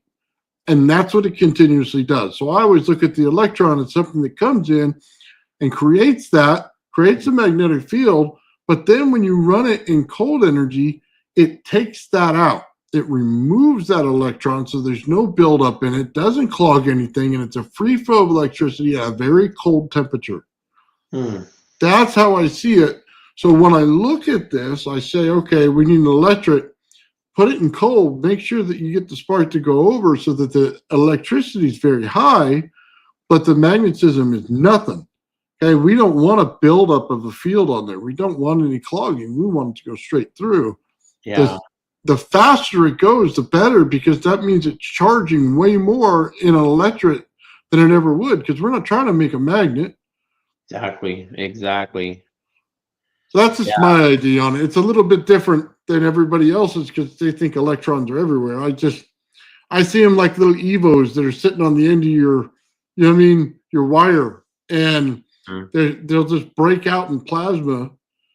You know what I mean? But that's not what you want on this. You want this thing to flow fast. Plasmas works against you. You have to have a strong field, no plasma. I do the redneck trick where I dial in the high voltage and I put my ear next to the electret, and then I dial it back until any sound is stopped. And then I know that there's no plasma leaking. It's straight field. And because, it's interesting. The thing about electrets too is that airflow takes your charge away. Something as simple as air. So when you're talking about this cool liquid that isolates it right away, I mean, you have to have all these factors controlled. I have two vacuum chambers, and I have a clear one, and then I have a big, looks like a soup pot. I'm thinking about moving it to the vacuum chamber, so that way I don't have the air problem. I have no way to leak it, and then come up. I mean, I have ideas of what you're saying. What's a cool thing that can lock in that field right away without loss? So I appreciate that. You give me some good ideas. The guy with the coil and the probe, the spectrum analyzer, I'm gonna try that. Just get it. It's cool though. It seemed like a pretty straightforward test, right? Yeah, it did. It's amazing, awesome stuff. Well, I think, son, even if you take a like a ball jar, drill a hole in the bottom, okay, put your anode and cathode in, so they're here. Now put your electrodes in the center and charge it. So predetermine your shape when you do it, and have it sitting in there like a capacitor, and see if you can't get it to go. There's only so much air in there, and if you pull a little bit out, you'll probably have it. It doesn't take much. Say that again. You said put it in a pipe? Like a ball jar. Ball jar. Yeah, like drill out the bottom so it has a hole in it. Kind of like you see a lot of plasma experiments. You know how they drill out the bottom, and in the cap they put in the thing for the suction? Yeah. And do that. Make it into an anode and cathode, preset your electric in there in like a molten level. So like however long it's going to take to set, I would even try resin and just get the resin in there. You know what I mean? And mix it up with all, you know what I mean? And just hit it and just let it set under just a tiny bit of pressure. I bet you'd pull through faster. Yeah, I'm writing that down. Good ideas. And then use that circuit that I was telling you. You can take a frequency generator and then take a trigger circuit, man. Put in whatever frequency you want. It'll override everything in that ZVS and a flyback.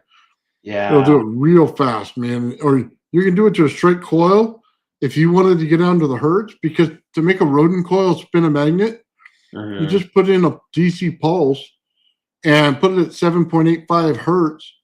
And the round magnet sphere will spin all day. Yeah, I think Ben showed us that. I'm just trying to wrap my head around this too, though. A lot to chew on.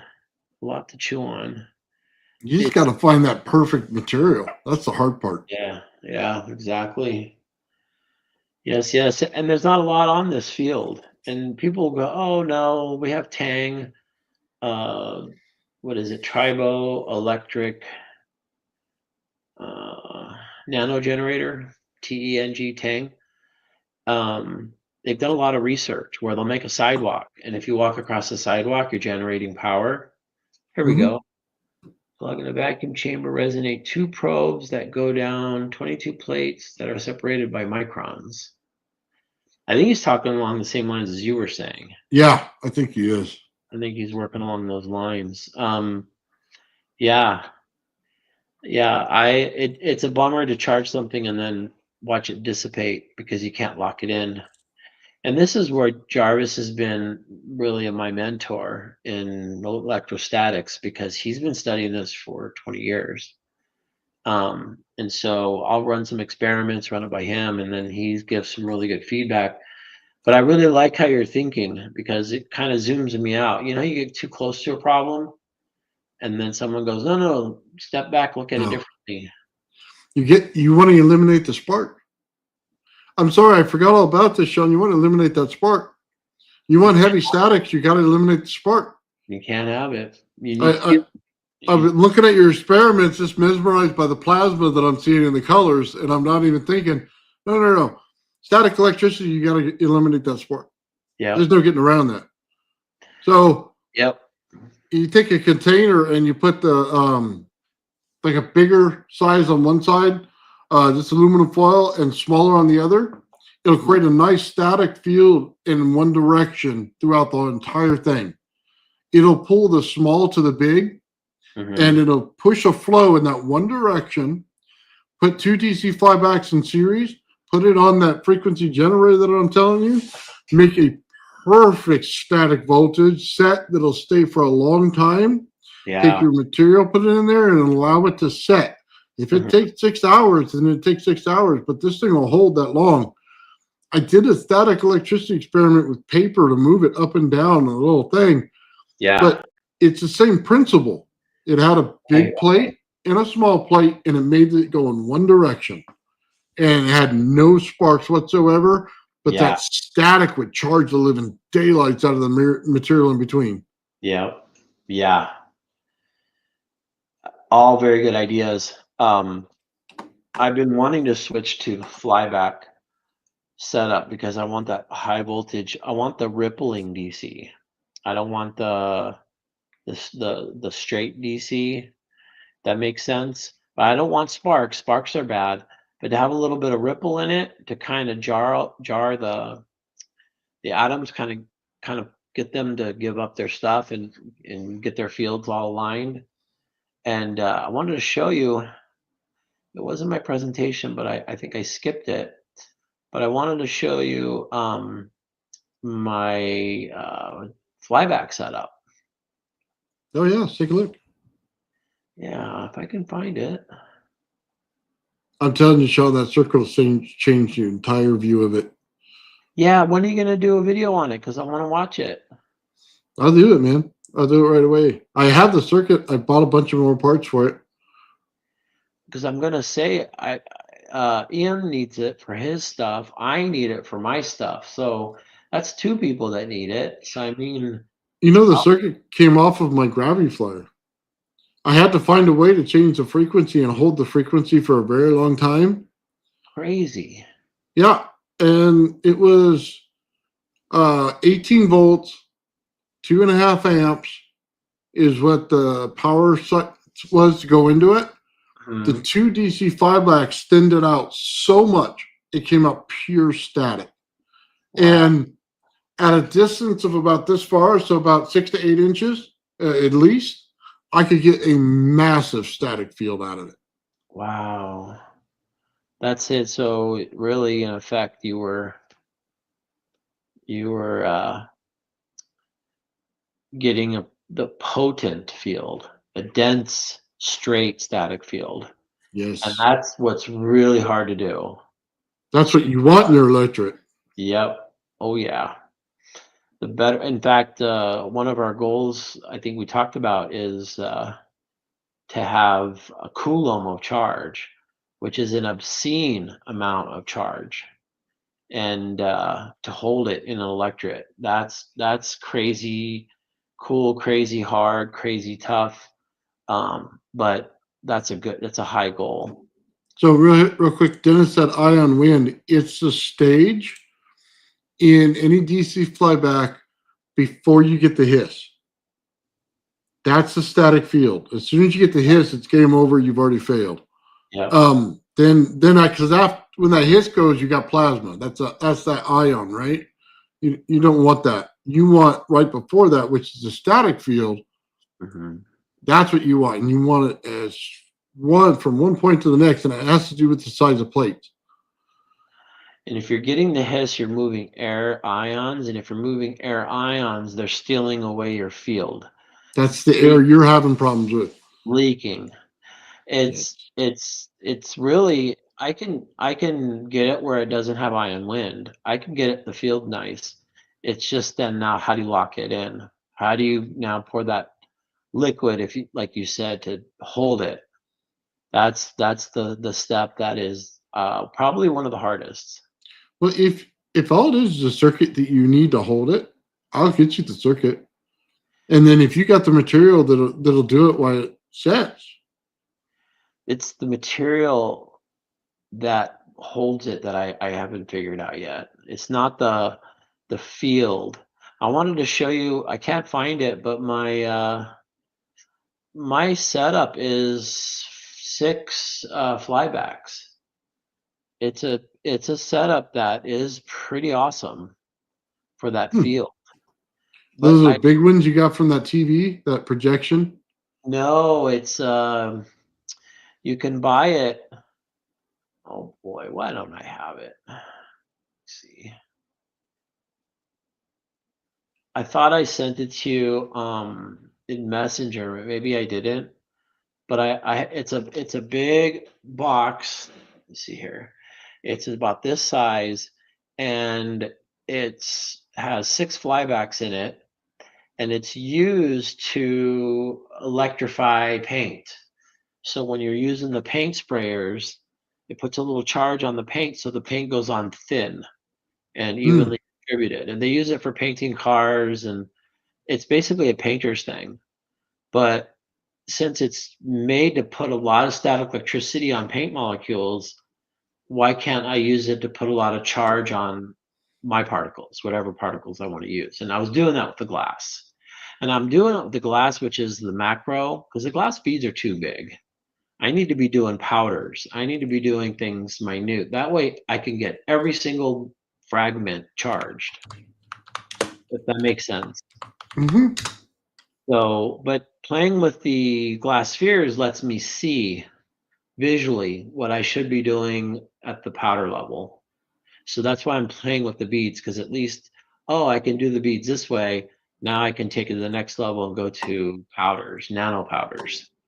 And so that's my thinking.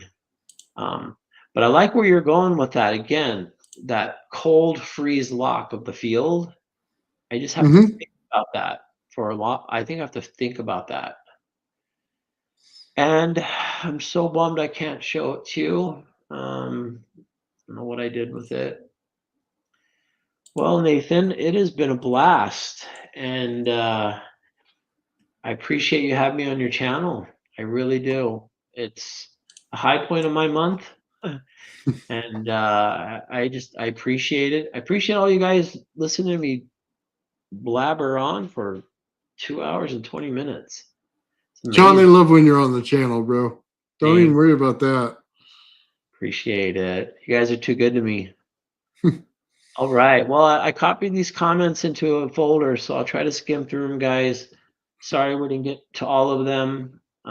You guys always have good stuff, but I appreciate you guys hanging in there with me, and I hope you didn't miss the starting of it because we had some good stuff. But it's great to see you guys. John, Joe, Negrez, Jason, the box, Elijah Tack, Jason, Straight Dope, Joe. That's Joe.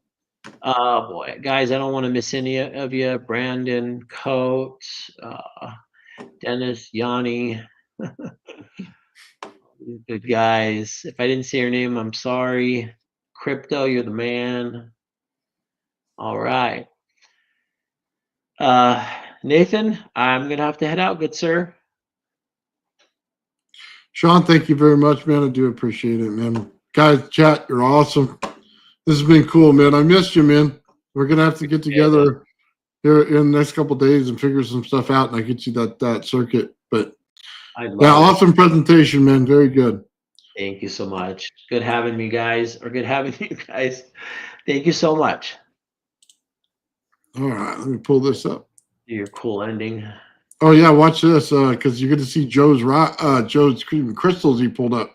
Awesome, can't wait. The old man built. The old man built. The old man built. The old man built. The old man builds is broken in the head. People not seeing reality has put them in the red. Where conscious and spirituality restricted from the norm and replaced with the ignorance of basic magnetic form. The geometry of God keeps running through his head. That's what makes old man builds broken in the head. The old man builds. The old man builds. Spheres of destiny are spinning in his mind, making him travel back and forth in time, battling the establishment for just a little recognition. Has him forcing the world to understand his premonition. That world will have all the technology in the end, even if it means his life will fail to instead. The old man builds. The old man builds. The old man builds. The old man builds.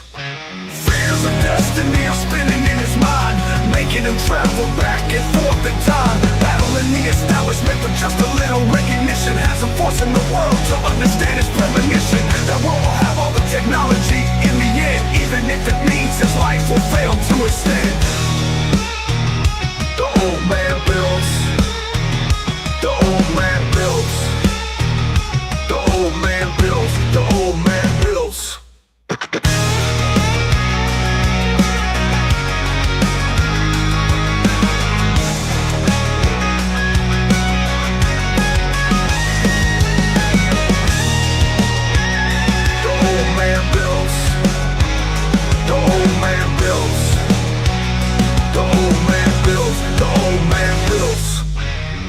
Fears of destiny are spinning in his mind, making him travel back and forth in time, battling the establishment for just a little recognition. Has him forcing the world to understand his premonition. That world will have all the technology in the end, even if it means his life will fail to extend. The old man builds.